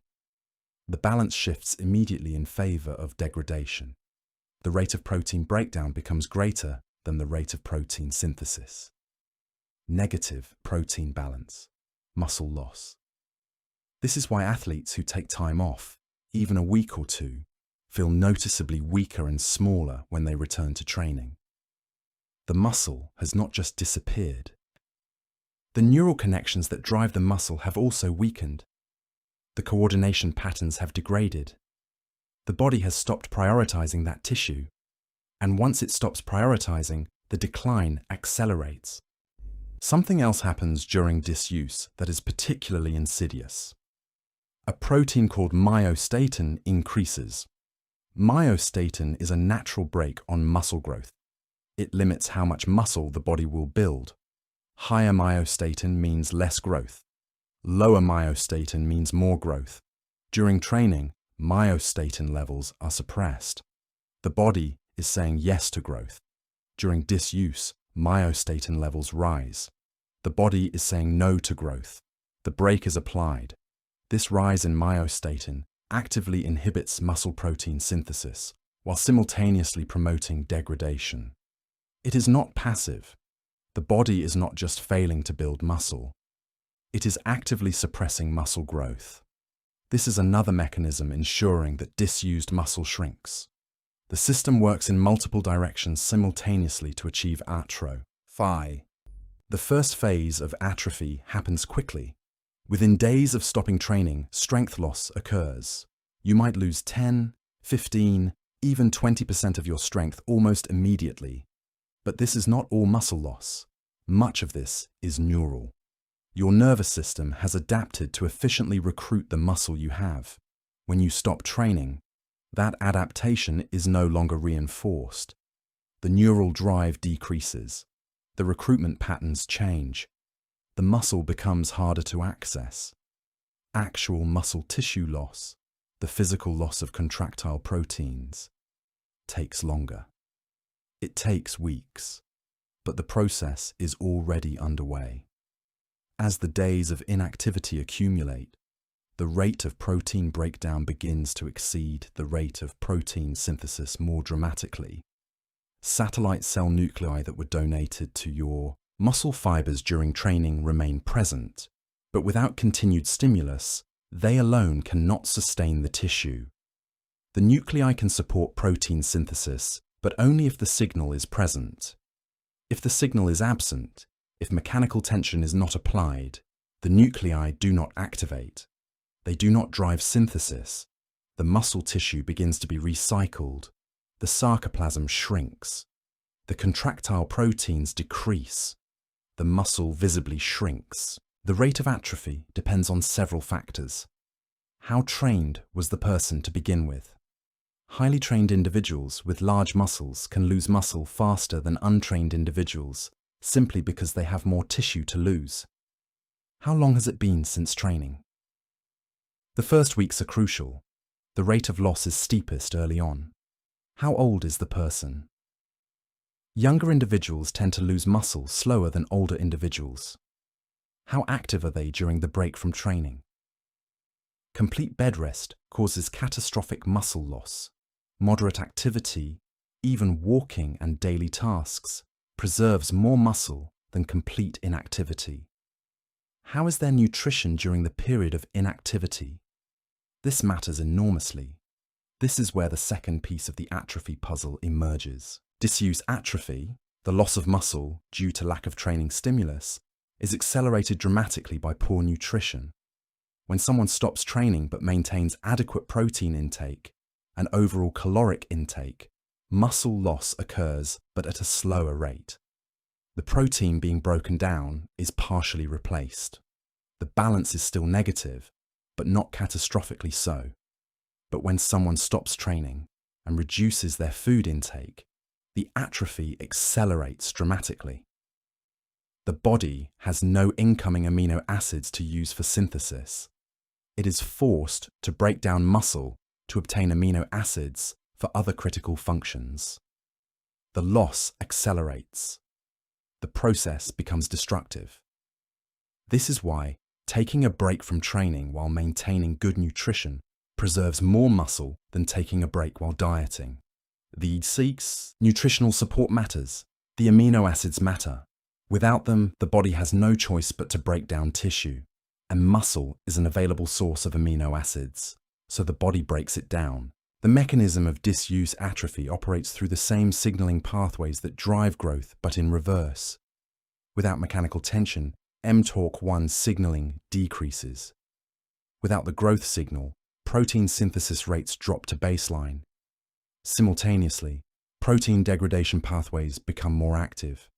Several pathways are involved. The ubiquitin proteasome system tags proteins for degradation and breaks them down into amino acids. The autophagy pathway envelops cellular components and breaks them down, recycling the contents. The calpain system cleaves proteins directly. All of these degradation pathways become more active during disuse. the muscle fiber does not just stop growing. It actively breaks itself down. The rate of breakdown exceeds the rate of synthesis and the tissue shrinks. The loss follows a pattern. Initially, the loss is relatively rapid. The first weeks of inactivity see noticeable decreases in muscle mass, but the rate of loss slows over time. This is called the Henneman size principle, operating in reverse. Smaller fibers are recruited and lost more easily than larger fibers. So initially, the smaller fibers are preferentially broken down. But as inactivity continues, even the larger fibers begin to shrink. The process continues for weeks and months. Someone who stops training can lose a significant percentage of their muscle mass within a few weeks. But the timeline varies. Research suggests that untrained muscle can be lost relatively quickly, while muscle built through years of consistent training is lost more slowly. The trained muscle has adaptations that partially protect it. More nuclei mean more genetic capacity. More mitochondria mean better energy production. More metabolic machinery means the tissue is more resistant to decay. But even trained muscle shrinks with disuse. The only protection is the stimulus itself. The only way to prevent atrophy is to continue applying the stimulus. The type of inactivity matters as well. Complete bed rest, as occurs in hospitalized patients, causes catastrophic muscle loss. Some studies show losses exceeding 1% of muscle per day during complete immobilization. This is unimaginably rapid. Within weeks, a person can lose half their muscle mass. But even moderate inactivity causes loss. Someone who maintains light daily activity, walking and basic movement, but stops all resistance training, will lose muscle slower than someone who is completely immobilized. But they will still lose muscle. The stimulus matters absolutely. Even gravity-resisting activities like standing, walking, and climbing stairs provide some stimulus. But without resistance training, without the heavy loads that activate the growth signaling pathways, muscle loss will occur. The loss is slower if activity is maintained, but progresses nonetheless. This is why elderly people who become sedentary lose muscle rapidly. They may still walk and perform daily activities, but without resistance training, the progressive decline is inevitable. The stimulus is insufficient. Sarcopenia proceeds unopposed. This creates a practical reality that athletes and serious lifters understand intimately. You cannot take long breaks from training without consequences. A week away from the gym results in noticeable decreases in strength and performance. 2 weeks and the loss becomes visible in the mirror. A month and significant muscle mass has been lost. 3 months and the person looks substantially smaller. The timeline depends on the factors mentioned, but the direction is always the same. Disuse leads to atrophy. The only reversal is stimulus. Resume training and the process reverses. But reversing is faster than the initial building because of those nuclei. The muscle fibers retain the excess nuclei from previous training. Protein synthesis can ramp back up quickly. The adaptation is partially T, here, just dormant. This is why people who trained in the past can regain muscle faster than people who have never trained. The cellular machinery is already in place. The nuclei are present. They just need to be reactivated. But disuse atrophy tells only part of the story of muscle loss.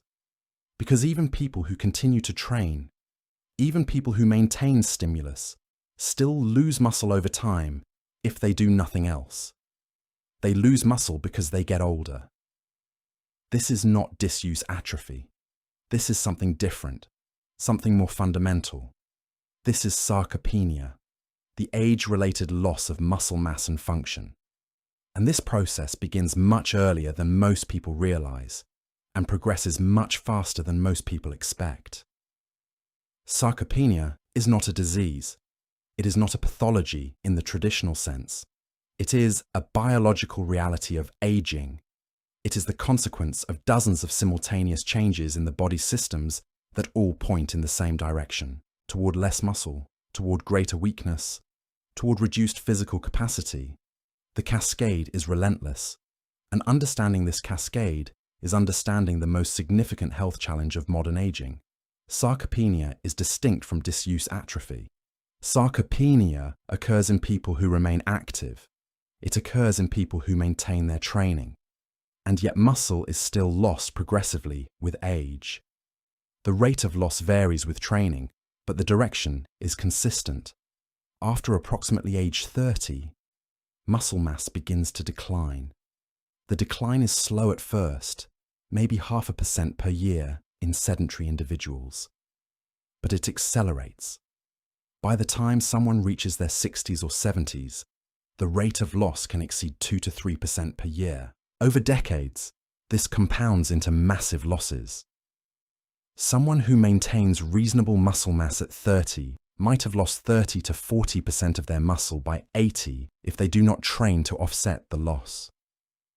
This process is called sarcopenia, and it is one of the most significant health challenges of aging.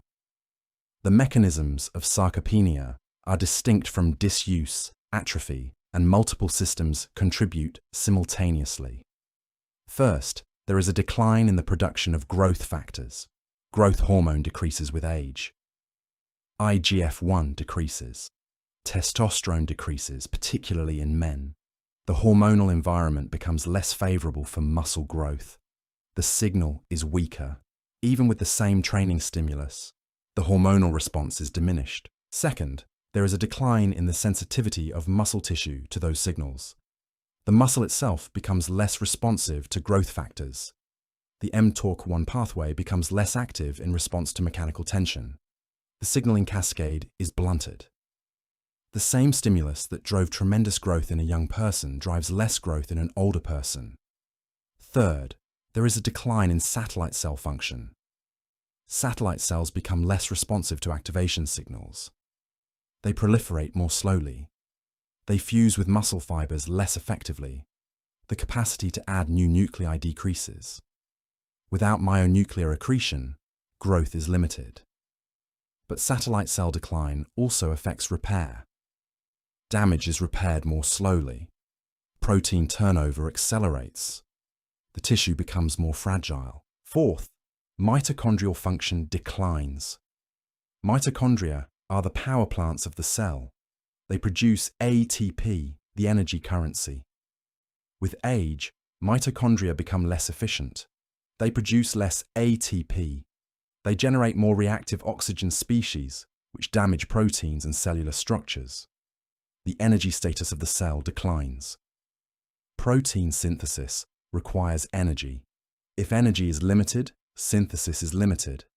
Fifth, protein synthesis capacity decreases. Ribosomes become less efficient. The translational machinery slows down.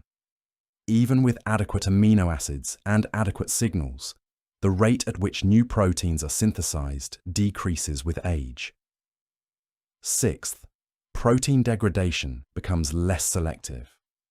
In young people, the body is relatively precise about which proteins to break down. Old, damaged proteins are removed. The system is discriminate. With age, this selectivity decreases. Functional proteins are broken down alongside damaged ones. The balance shifts more dramatically toward loss.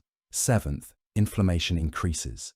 A chronic low-grade inflammatory state develops with age, often called inflammaging. This inflammatory environment is catabolic. It favors protein breakdown. It suppresses protein synthesis. The inflammatory cytokines activate degradation pathways. Eighth, the accumulation of cellular damage increases. Proteins are damaged by oxidative stress. DNA accumulates mutations. Mitochondria become dysfunctional. The cell spends energy on repair rather than on growth. The resources are redirected from anabolism to damage control. Ninth, neural factors change. The neuromuscular junction, the connection between the nerve and the muscle, becomes less efficient with age. Fewer motor neurons are available. Muscle fibers are denervated, losing their neural input. The capacity to recruit muscle effectively decreases. 10th, amino acid metabolism changes. The digestibility of protein decreases slightly with age. The intestinal absorption of amino acids may be impaired. The utilization of amino acids becomes less efficient. The same amount of protein provides less building material. All of these factors combine to create a formidable challenge. A 30-year-old who trains hard can build 1 to 2 pounds of muscle per month under ideal conditions. A 70-year-old training just as hard might build muscle at 1/10 that rate. The stimulus may be identical. The effort may be identical. But the outcome is dramatically different. This is not motivational. This is not lack of effort. This is biology. This is the reality of aging. And this reality becomes more important with every passing year. Because muscle is not just cosmetic. Muscle is not just for strength.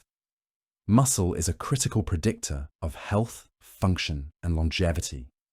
Losses in muscle mass correlate with losses in mobility, independence, and life expectancy. The elderly person who has sarcopenia is at dramatically increased risk of falls, fractures, and functional decline. A single fall can be catastrophic, leading to fractures that trigger prolonged immobilization and further muscle loss. Severe sarcopenia can trap people in downward spirals, where minor incidents cause major consequences. The loss of muscle is not just about appearance. It is about the ability to maintain independence and quality of life. It is about the difference between maintaining autonomy or requiring assistance. It is about remaining part of the world or withdrawing from it because the body is too weak. Yet sarcopenia is not inevitable in the way that aging itself is inevitable. Resistance training can dramatically slow, halt, or even reverse age-related muscle loss. Older adults who train regularly maintain substantially more muscle than sedentary older adults. In some cases, a 70-year-old who trains consistently can have more muscle than a 30-year-old who is sedentary. The stimulus matters. The mechanical tension still works. The growth signals, though blunted, are still present. The adaptation still occurs. It is slower. It is less dramatic. But it occurs. The body of an older person retains the capacity to respond to training stimulus. The saturation point is lower. The rate of growth is slower. But the direction of adaptation is still toward growth when stimulus is applied. This is why exercise is so critical for healthy aging. Without training stimulus, sarcopenia is inevitable and progressive. With training stimulus, muscle mass and function can be preserved or improved even into advanced age. This is not false hope. This is documented fact. Older adults who lift weights gain strength and muscle at rates that would astound someone unfamiliar with the research. A person in their 80s can add 5, 10, 15 pounds of muscle with consistent training. The changes might require twice the time of a younger person, but the changes occur. The body adapts. The system responds. Sarcopenia is not the future that must be accepted. It is a choice. The choice to remain sedentary or to resist through training. The practical reality is that the training required to maintain muscle becomes more demanding with age. A young person might maintain muscle with 2 to 3 training sessions per week. An older person might require 3 to 4 sessions per week to achieve the same result. The workload must increase to compensate for the declining responsiveness of the tissue. The progression must be more aggressive. The volume must be higher, but the principle is the same. Stimulus drives adaptation. Without it, atrophy occurs.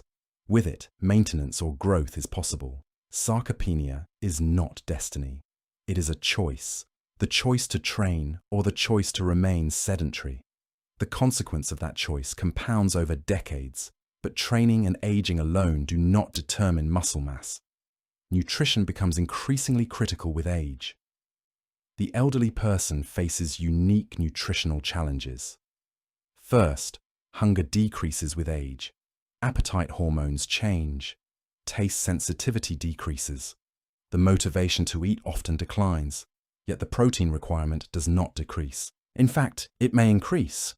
Older adults require more protein to achieve the same muscle protein synthesis response as younger adults. A young person might build muscle on 1.6 grams of protein per kilogram of body weight per day. An older person might require 2 grams or more to achieve similar results. The margin for error narrows. The protein intake must be adequate, or muscle loss will occur regardless of training stimulus. Second, the digestibility of protein becomes important. Not all protein sources are equally well absorbed by aging digestive systems. Animal proteins, which are more complete and more easily digested, become more important. Third, the timing of protein intake becomes more critical. Older adults may have a higher threshold for amino acid concentration needed to stimulate protein synthesis. Distributing protein across multiple meals becomes more important than in younger people. Fourth, total caloric intake must be adequate. Older adults who are in energy deficit lose muscle rapidly regardless of training. They cannot build muscle in a severe caloric deficit. They will lose muscle even while maintaining training stimulus if calories are too restricted. Fifth, micronutrient status becomes critical. Vitamin D, which is crucial for muscle function and bone health, often becomes deficient in aging. Calcium becomes critical. B vitamins become critical. These nutrients do not build muscle, but without them, the body cannot support muscle growth. Sixth, hydration status matters. Older adults often become chronically dehydrated. This impairs protein synthesis and accelerates muscle loss. The nutritional support system must be comprehensive to prevent sarcopenia and enable training adaptation in older age. So nutrition is not just about supporting training in young people. Nutrition is foundational for muscle preservation and health across the entire lifespan. And this brings us to perhaps the most overlooked factor in muscle loss: protein intake. The amount of protein consumed is more important than almost any other single nutritional variable in determining muscle mass. This is true for young people trying to build muscle. It is true for aging people trying to preserve muscle. It is true for sedentary people who have stopped training and are trying to slow muscle loss. The protein is the foundation. Without adequate protein, nothing else matters. When protein intake is chronically insufficient, muscle loss accelerates dramatically. The body cannot synthesize new muscle proteins without amino acids. It cannot repair damaged proteins without amino acids. It cannot preserve muscle tissue without amino acids. When protein is scarce, the body has choices to make. It can maintain muscle, or it can use amino acids for more critical functions like maintaining organ function, immune function, or hormone production. Almost always, the body chooses to spare muscle last. Organ function is prioritized. Immune function is prioritized. Muscle is sacrificed. This is why people with inadequate protein intake lose muscle rapidly. The protein simply is not available. The loss is guaranteed unless more protein is consumed. This is one of the clearest examples of how nutrition directly determines muscle mass. More protein means more substrate for muscle protein synthesis. More protein means better preservation of muscle during periods of disuse or aging. Less protein means accelerated loss regardless of training status. The relationship between protein intake and muscle loss is dose-dependent. As protein intake increases, muscle loss slows. At very low protein intakes, muscle loss is severe. At moderate protein intakes, the loss is slowed but still present if training stimulus is inadequate, or if aging is progressing. At higher protein intakes, muscle can be preserved even in the face of reduced training stimulus or advanced age. The difference between someone who consumes barely adequate protein and someone who consumes abundant protein can be decades of muscle preservation. This is not subjective. This is not opinion. This is biology. The substrate is necessary. Without it, synthesis cannot occur, and without synthesis exceeding breakdown, mass cannot be maintained. Protein is non-negotiable for muscle preservation. But beyond the raw amount of protein, the source matters. Different proteins have different amino acid compositions. Complete proteins, containing all 9 essential amino acids in adequate proportions, are far more effective at stimulating protein synthesis than incomplete proteins. Animal proteins, including meat, fish, eggs, and dairy, are complete and highly digestible. Plant proteins, while valuable, are often lower in certain amino acids and less digestible. For maximum effectiveness in stimulating muscle protein synthesis, animal proteins are superior. A person could consume large amounts of plant protein and still not achieve the stimulus provided by less total protein from animal sources. This is not a condemnation of plant protein. It is a reality of amino acid composition and digestibility.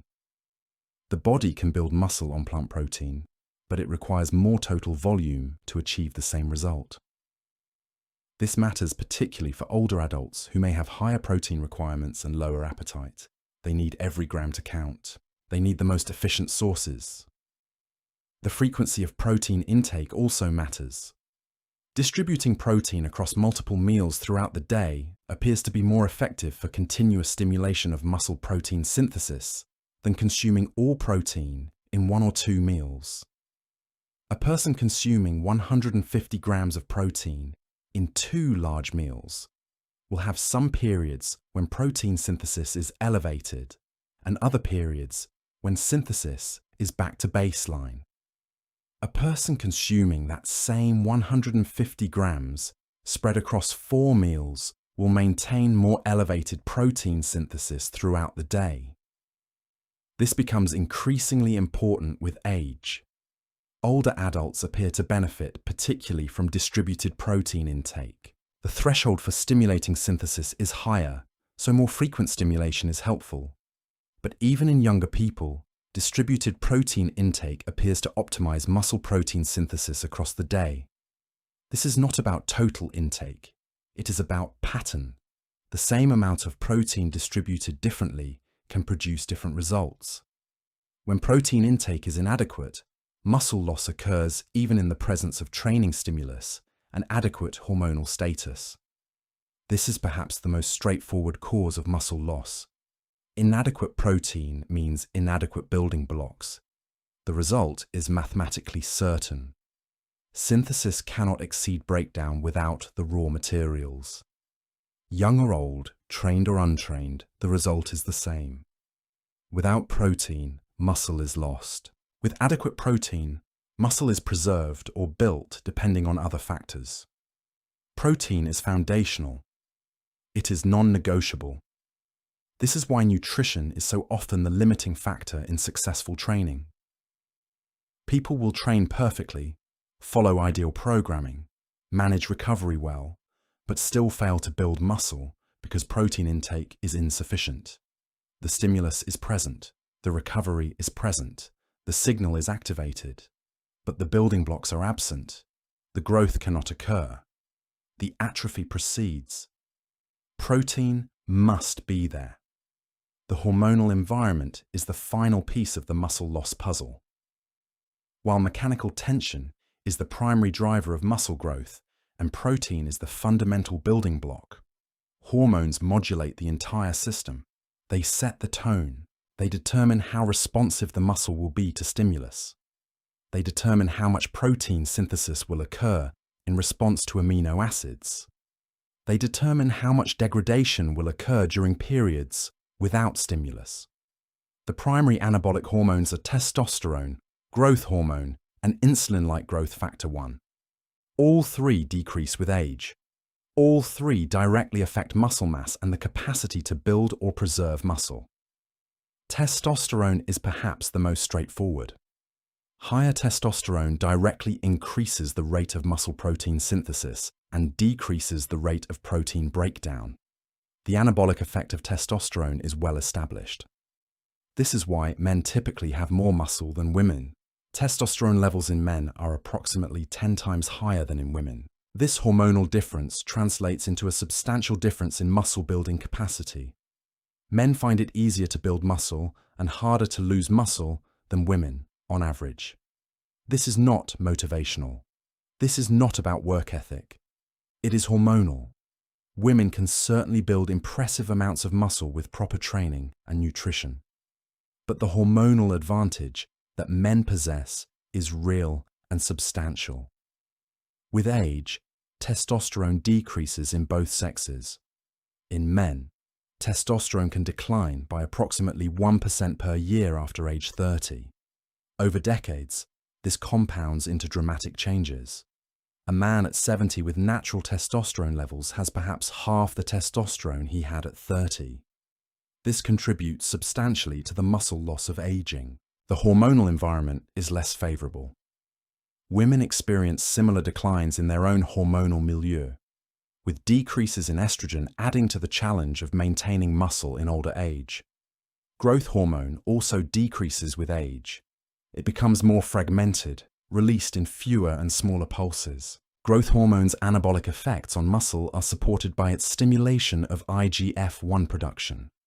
As growth hormone decreases, less IGF-1 is produced locally in muscle tissue. This contributes to reduced muscle responsiveness to training stimulus. Insulin-like growth factor 1 is produced both systemically by the liver and locally within muscle tissue. With age, both production sites decline. Local IGF-1 production in muscle appears to be particularly important for muscle growth in response to training. As this declines, the growth response to training becomes more blunted. These hormonal declines are not absolute, they are relative.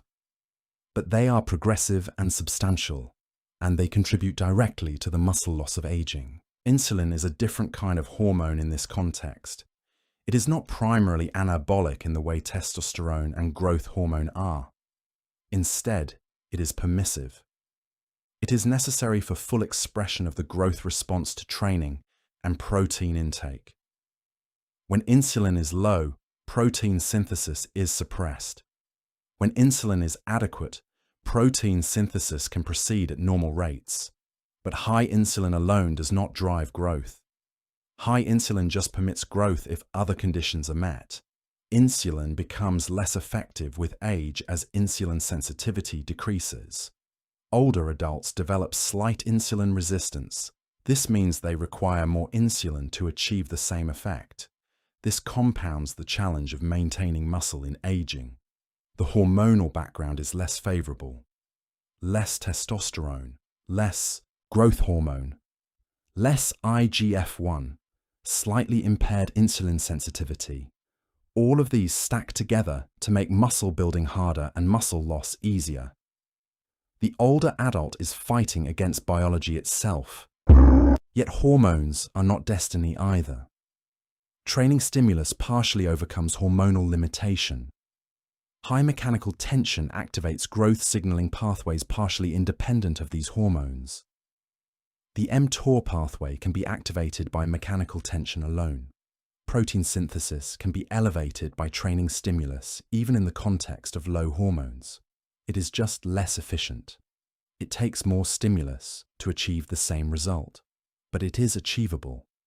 This is why resistance training is so critical for older adults. It is not optional. It is not nice to have. It is necessary. Without it, the hormonal environment drives inexorable muscle loss. With it, muscle can be preserved or built. The training is the only lever available to override the hormonal decline. And the protein must be there to support that training response.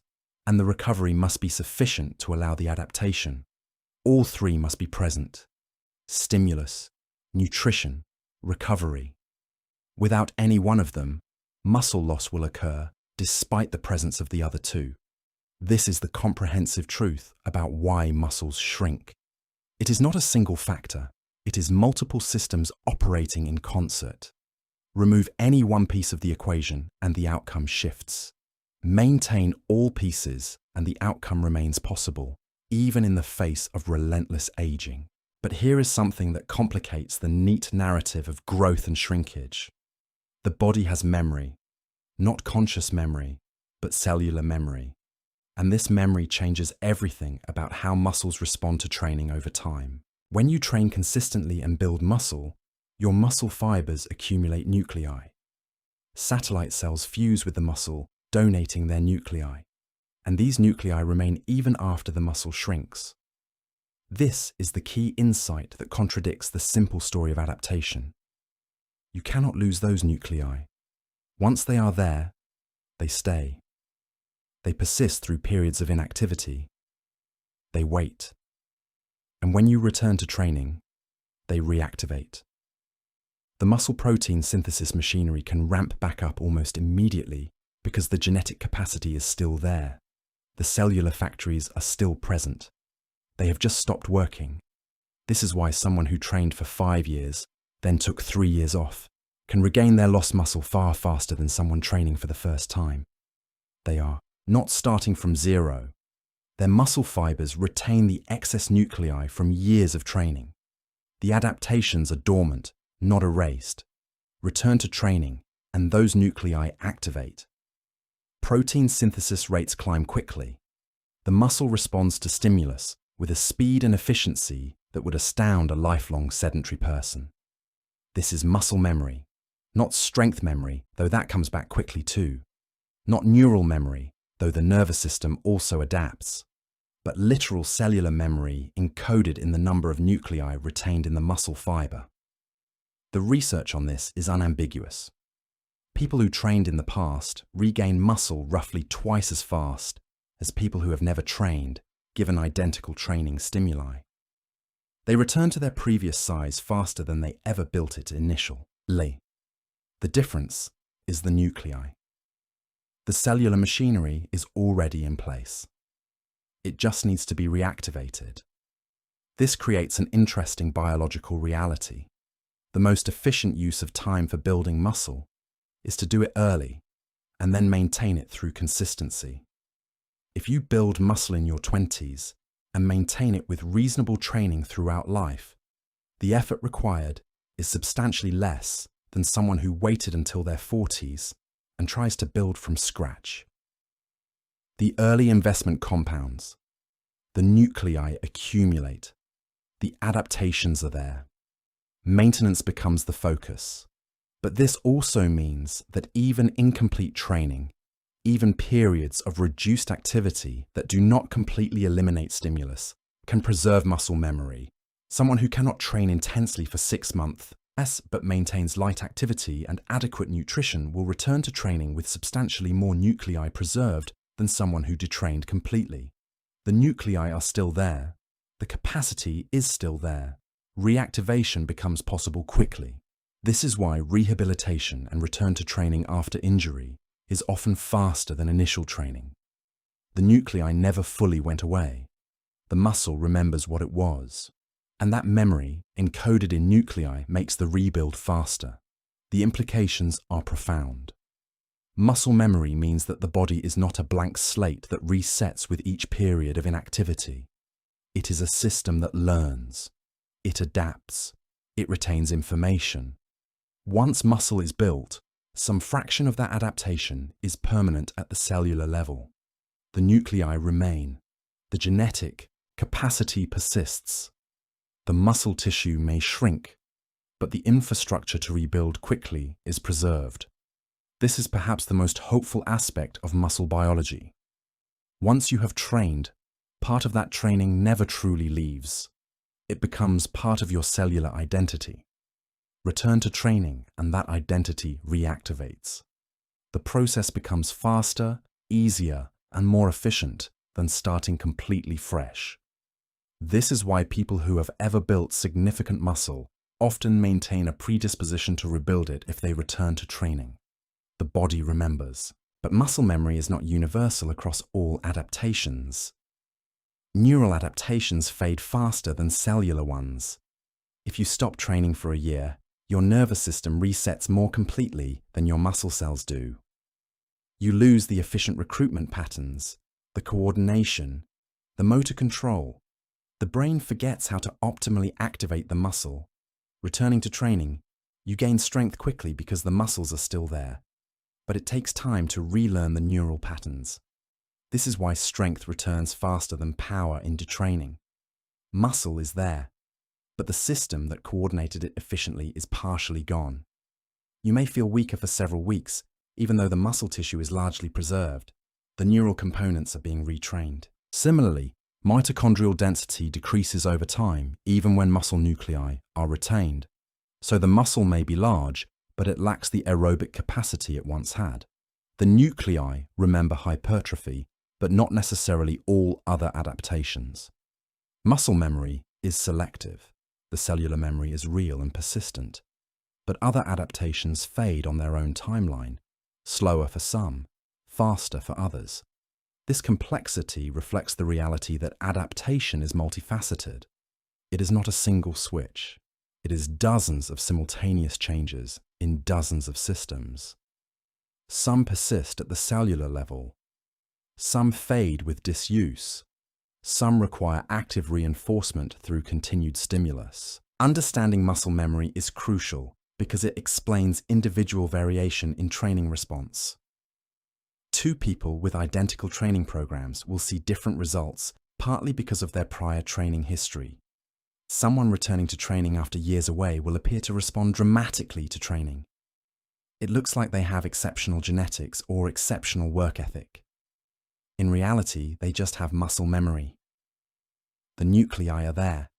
The capacity is there. The response is fast because the infrastructure is already in place. A person training for the first time cannot access that same speed of adaptation. They are literally building the infrastructure from scratch. They are accumulating nuclei that do not yet exist. The process is slower because it is fundamentally creating something new at the cellular level. Muscle memory explains a phenomenon that often confuses people. Why do some people seem to gain muscle effortlessly while others struggle despite identical training? Often the answer is prior training history. The person gaining easily may have trained years ago and retained nuclei. They are rebuilding, not building. The process is fast because the cellular memory is there. They may not even realize this. They may simply feel like the training is working and attribute it to their genetics or dedication. They do not realize that they are benefiting from cellular memory accumulated in the past. The person struggling may be training for the first time. They are building nuclei from zero. They are creating the cellular machinery that supports growth. The process is slower because the cellular, our foundation, is being created from scratch. Neither person is inherently more talented or less dedicated. They are just at different points in their cellular history. This is crucial information. It removes the perception of fairness from the equation. It is not that one person is more gifted. It is that one person is rebuilding previous gains while the other is creating gains for the first time. This is why baseline training history is one of the strongest predictors of training response. Prior training predicts future training success because it leaves behind cellular memory that accelerates future adaptation. An athlete who trained heavily in high school but took 15 years off can return to training and rapidly regain muscle despite 15 years of aging. The cellular infrastructure was built long ago. The nuclei are still there. The capacity to rebuild quickly persists. Someone who was sedentary for those same 15 years would find the training much harder. They would be building from scratch. The difference between them, purely at the cellular level, is massive.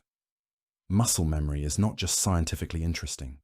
It is practically important. It changes how people show, approach training across their lifespan. Building early, maintaining consistency, and returning to training if you have been away all become strategically valuable because the nuclei persist. Once built, muscle is not lost completely even during periods of inactivity. It is altered, reduced, but not erased. The memory remains at the cellular level.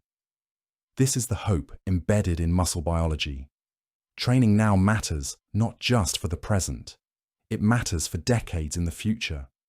It sets your ceiling higher. It provides cellular infrastructure that persists, even through periods of detraining. The early investment in building muscle pays dividends across a lifetime. Yet muscle memory is only part of the equation. Because even with optimal muscle memory, even with all the nuclei in place, some people will still build muscle faster than others. This is not failure of the muscle memory system.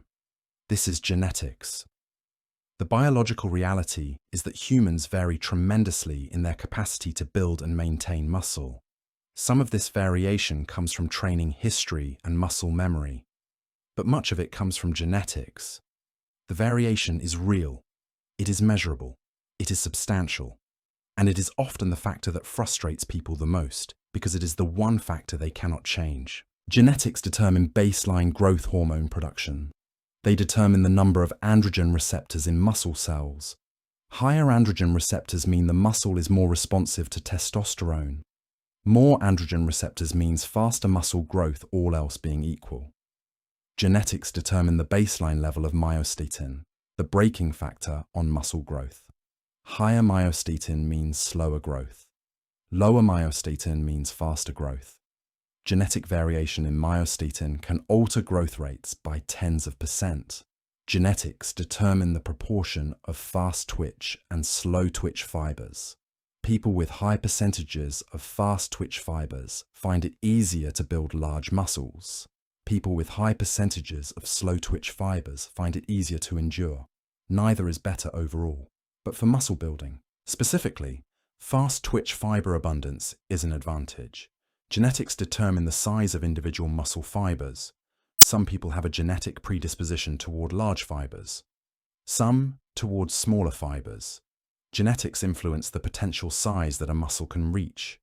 Some people can naturally achieve much larger muscles than others.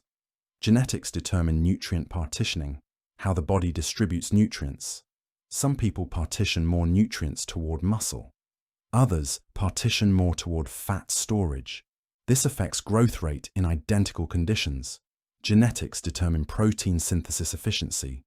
Some people can synthesize muscle proteins more efficiently from a given amount of amino acid input. Others require more protein to achieve the same synthesis. The variation is not huge, but it is meaningful. Genetics determine insulin sensitivity and glucose metabolism, which affect training capacity and recovery.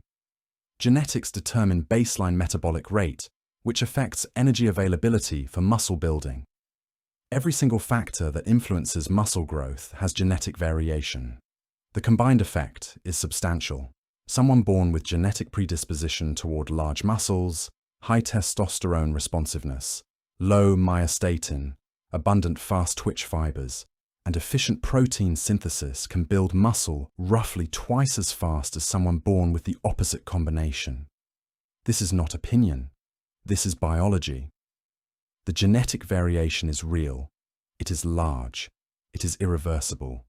And it means that training response is not purely a function of effort and consistency. It is also a function of genetic capacity.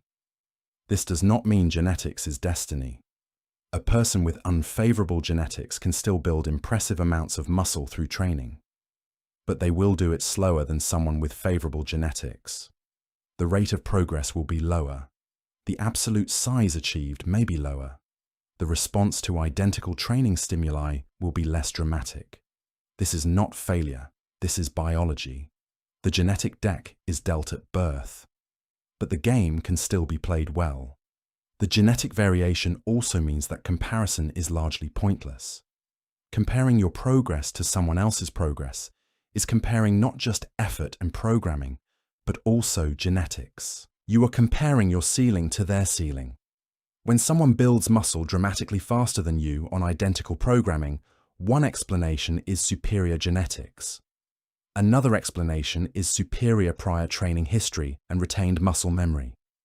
A third explanation is superior recovery outside of training, better sleep, lower stress, better nutrition. A fourth explanation is different genetics for responsiveness to training programming specifically. The causes are multiple, but the result is that direct comparison almost always leads to frustration. The person with faster progress may have been born with muscle memory from childhood sports. They may have genetic predisposition. They may have advantages you cannot see. The only valid comparison is you versus your previous self. Have you improved? Are you stronger? Is your training more consistent? These questions matter.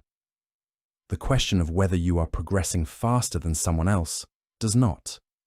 Genetics determine ceiling. Training determines progress toward that ceiling. But the ceiling itself varies genetically. Understanding this removes the sting of slow progress. It is not that you are failing. It is that your genetic capacity is being expressed through training. You are moving toward your ceiling. That ceiling may be lower than someone else's ceiling. But moving toward your own ceiling is success. The training that matters is the training that moves you toward your potential. That potential is partly genetic. Respecting that reality is part of respecting the biology, but genetics do not render training useless. Genetics set the ceiling. Training determines whether you approach that ceiling or never use the genetic capacity available to you.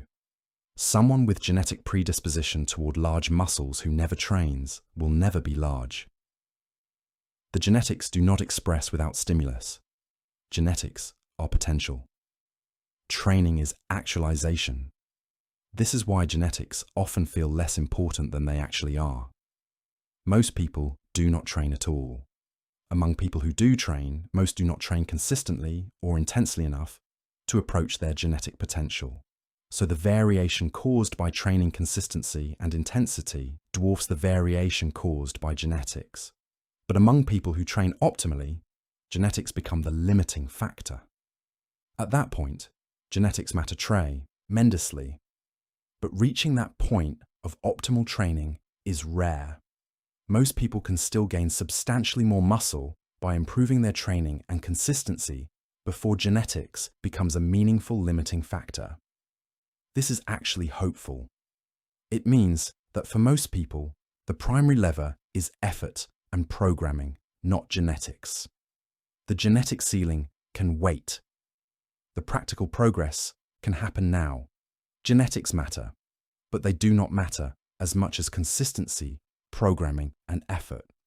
That hierarchy is true for most people most of the time. Understanding muscle biology transforms how training is approached. It is no longer trial and error. It becomes principle-based. The principles come from the biological understanding of how muscles actually adapt. The first principle is that muscles grow only in response to stimulus, specifically mechanical tension. Without mechanical tension, no stimulus. Without stimulus, no signal for growth. This means training selection matters. Exercises that produce high mechanical tension are superior to exercises that do not. Compound movements like squats, deadlifts, bench presses produce mechanical tension efficiently. Isolation movements produce less mechanical tension generally. Both can contribute to growth. But compound movements are more efficient. This is not opinion. This is the biology of mechanical tension.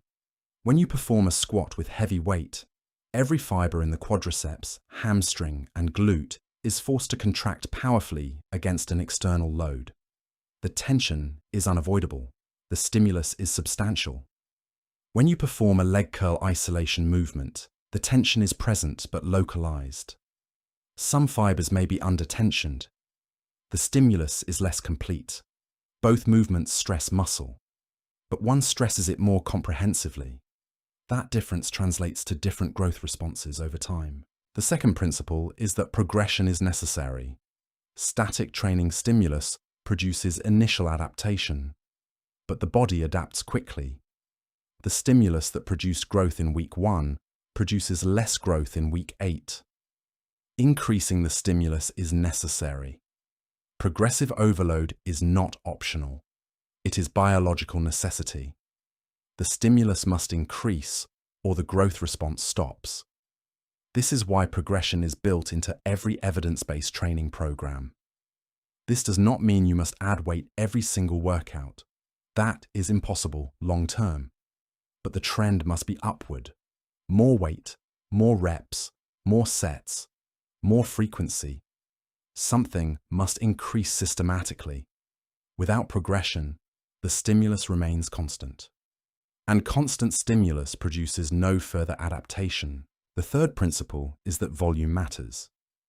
Mechanical tension is the primary driver, but the total amount of mechanical tension, the total volume, matters.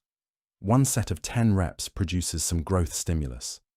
10 sets of 10 reps produces more stimulus. The volume-response relationship is not infinite.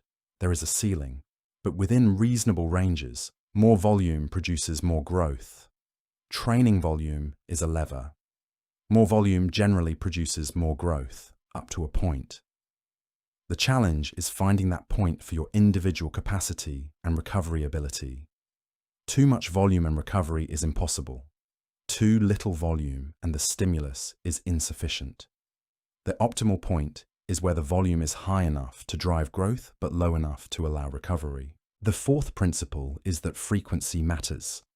The stimulus of training produces elevated protein synthesis for roughly 48 hours. Training the same muscle again before that response returns to baseline may be suboptimal. But training a muscle twice in that window produces more total stimulus than training once. Frequency can be a lever to increase total stimulus. This is why training a muscle 2 to 3 times per week is often more effective than training it once per week. The frequency allows more stimulus exposure while still allowing recovery between sessions. Higher frequency compounds the growth stimulus over time. The fifth principle is that recovery enables adaptation. The stimulus triggers adaptation. But adaptation occurs during recovery. The training stimulus is just the signal. Recovery is when the growth actually occurs. Without recovery, without sleep, without adequate calories and protein, the signal does not produce the adaptation. The training is wasted. Recovery is part of training. In fact, recovery is where training results occur. The training stimulus is just the message. Recovery is the response. This is why people who overtrain without adequate recovery plateau or decline despite working harder. The stimulus is there, but the adaptation capacity is exceeded. Recovery cannot keep up with the stimulus. The system becomes broken. The sixth principle is that programming matters. Random training produces random results. Structured programming that applies principles systematically produces systematic results. Progressive overload applied systematically. Volume applied systematically. Frequency applied systematically. These create environments where adaptation is likely. Random training leaves adaptation to chance. This is why following a structured program typically produces better results than making up your own training session to session. The structure creates consistency in stimulus application. Variables are controlled. Progress is tracked. The system is designed to drive adaptation. The seventh principle is that consistency is paramount. One excellent training session does not produce muscle growth. 10 excellent training sessions might. 100 excellent training sessions will. Consistency is the variable that converts principle into result. The biology of adaptation is slow. It requires repetition. It requires consistency. One workout changes nothing. 10 workouts may produce small changes. 100 workouts produce visible changes. Consistency is the time variable that allows all other principles to compound. This is why success in training looks like showing up over months and years. Not dramatic one-time efforts, but consistent effort applied reliably. The eighth principle is that individuality matters.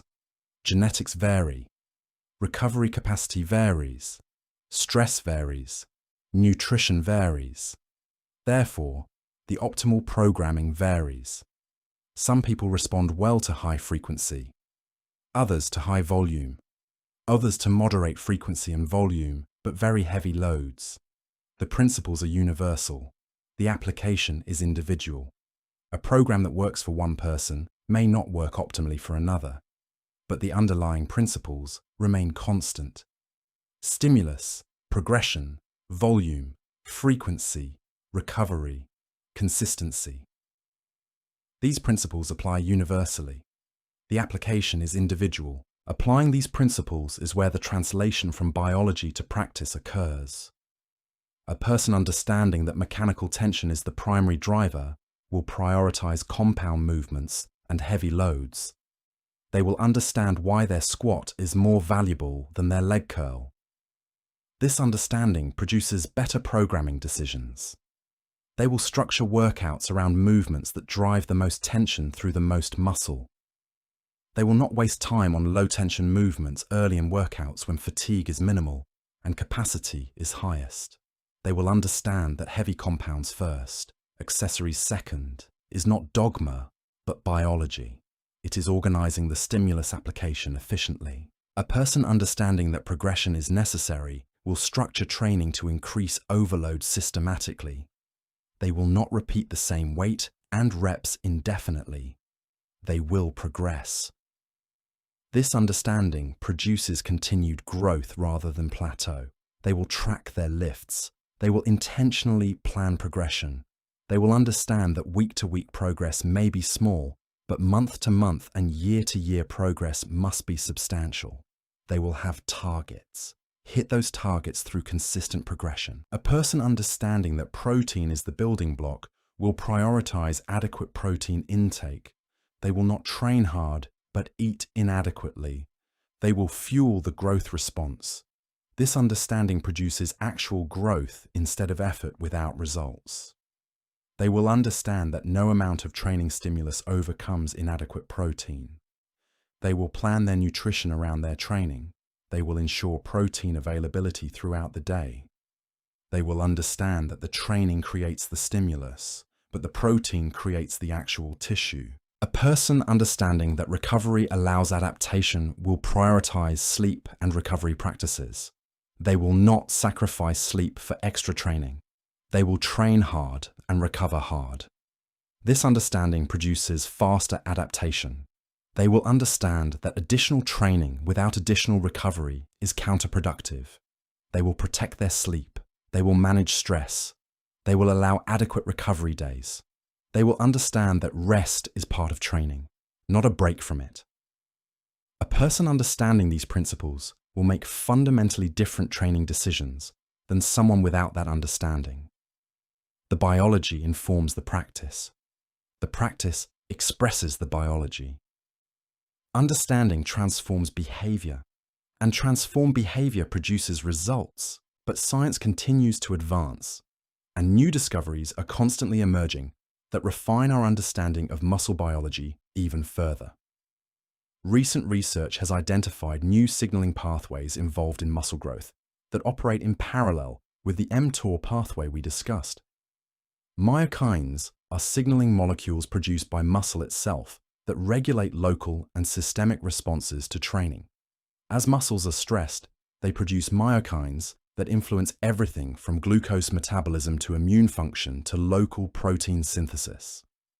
These are not minor signals. Myokines like IL-6, IL-15, and others have effects that ripple throughout the entire body. They affect fat metabolism, bone health, cardiovascular function, insulin sensitivity. The discovery of myokines has opened new avenues for understanding how muscles talk to the rest of the body and how muscle activity drives systemic health. It is not one way. The muscles are not passive responders. They are active signaling organs that communicate with every other system. They influence the whole organism. Other recent research has focused on the role of mechanical loading in activating protein synthesis through pathways beyond mTOR. The discovery of calcium-sensing mechanisms, reactive oxygen species signaling, and amino acid sensing has revealed that mechanical tension activates multiple distinct pathways toward growth. This is actually more encouraging than it sounds. It means that the system is redundant. Even if one pathway is blocked, others can compensate. The system is resilient. This explains why muscle growth is so robust despite being complex. The body did not invest in a single vulnerable growth mechanism. It invested in multiple mechanisms that all point toward adaptation.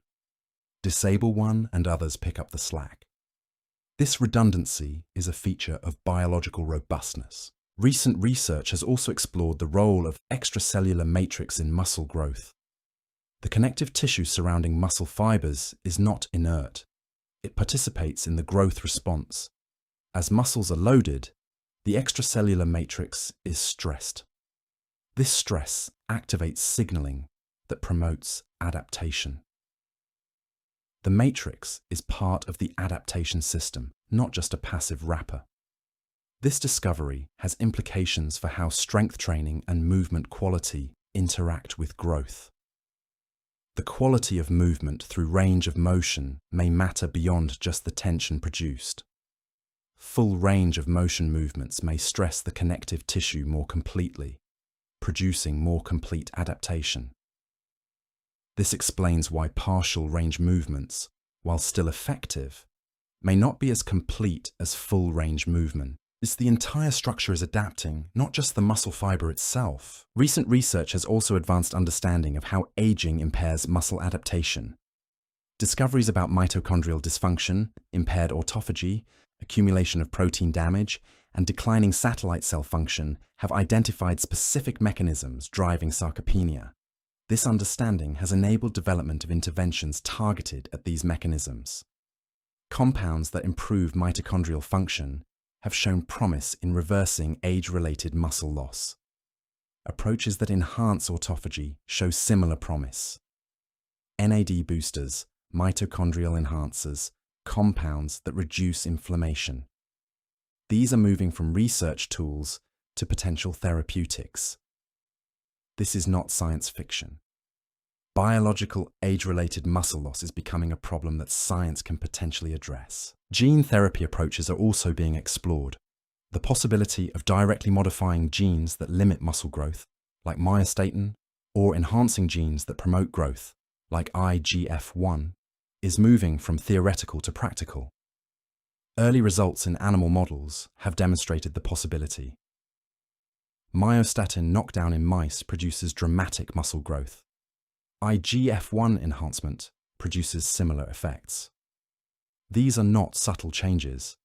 Genetic interventions in animal models have produced muscle growth that rivals intensive training. The next step is translation to humans. Human applications are being developed. Within decades, it is plausible that pharmaceutical or genetic interventions could directly address the biological limitations to muscle growth, not replace training, but augment it. Enhance T, a natural adaptive response beyond what genetics and training alone could produce. A 60-year-old with sarcopenia might be able to use genetic intervention to restore muscle function that would otherwise be lost. This is the frontier of muscle science. The practical application is still years away, but the discoveries are happening now.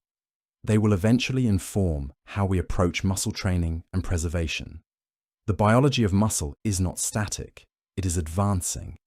Understanding the current state is important, but recognizing that the science will continue to evolve is equally important. Yet for all the exciting research on the horizon, the fundamentals remain unchanged. Muscles grow in response to stimulus. They shrink without it. They adapt over time. They remember past training. They vary genetically. They require recovery. They need protein. These fundamentals are not going to change. They are the foundation upon which all muscle biology sits. The future research will refine understanding of exactly how these fundamentals work. It will enable optimization, but it will not overturn them. The body has been operating under these principles for thousands of years. Training for strength and muscle has been done for millennia, long before science understood the mechanisms. The fundamental principles that made training work then remain true now. Understanding the mechanism has not changed the principle. It has just allowed better optimization.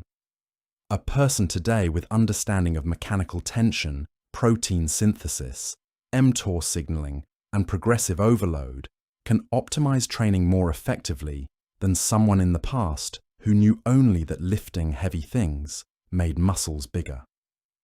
But the mechanism behind that observation, the mechanical tension protein synthesis growth chain, was always operating.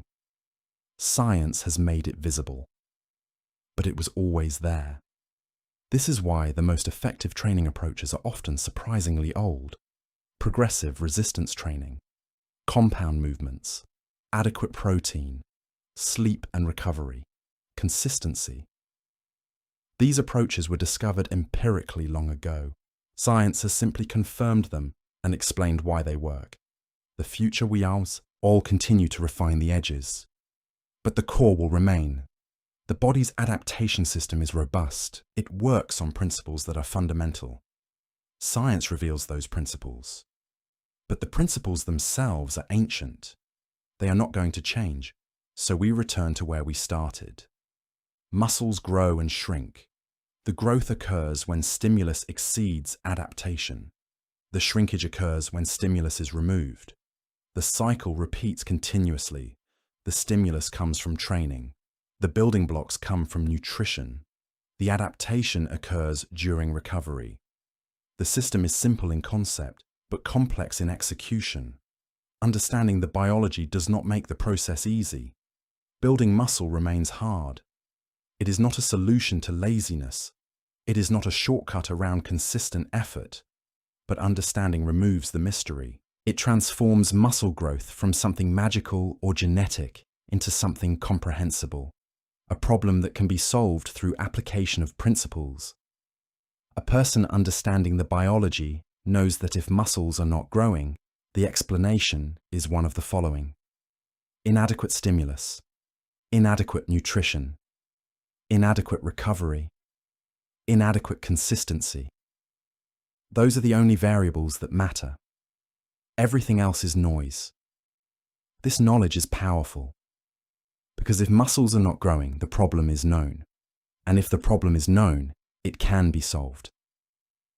Increase stimulus, increase protein, improve recovery, improve consistency. One of these four will unlock growth. This is the promise of understanding the biology. Not that it makes muscle building effortless, but that it removes confusion. It allows focus on what actually matters. And that focus, that clarity, is often enough to move someone from frustrated stagnation to steady progress. The biology is not inspirational. It is not motivational. It is simply how the body works. But working in alignment with how the body actually works, rather than against it, makes everything more efficient. Understanding muscle biology is understanding yourself at a deeper level. It is respecting the system that carries you through life. It is recognizing that the body is not a mystery to be guessed at, but a machine that operates on principles. Principles that can be learned. Principles that can be applied. Principles that produce results when followed. It is applying that respect to build something that persists. The muscle you build through training is more than physical. It is an expression of understanding, a manifestation of applied biology, a concrete result of principle applied consistently over time.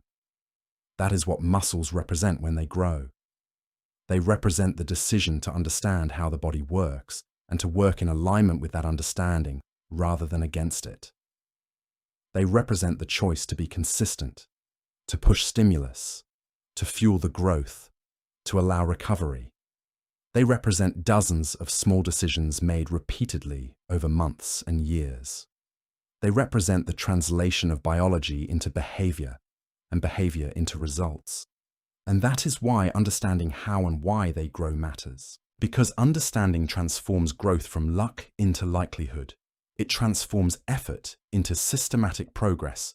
It transforms the body from something that happens to you into something you can intentionally build and maintain. That power is worth understanding.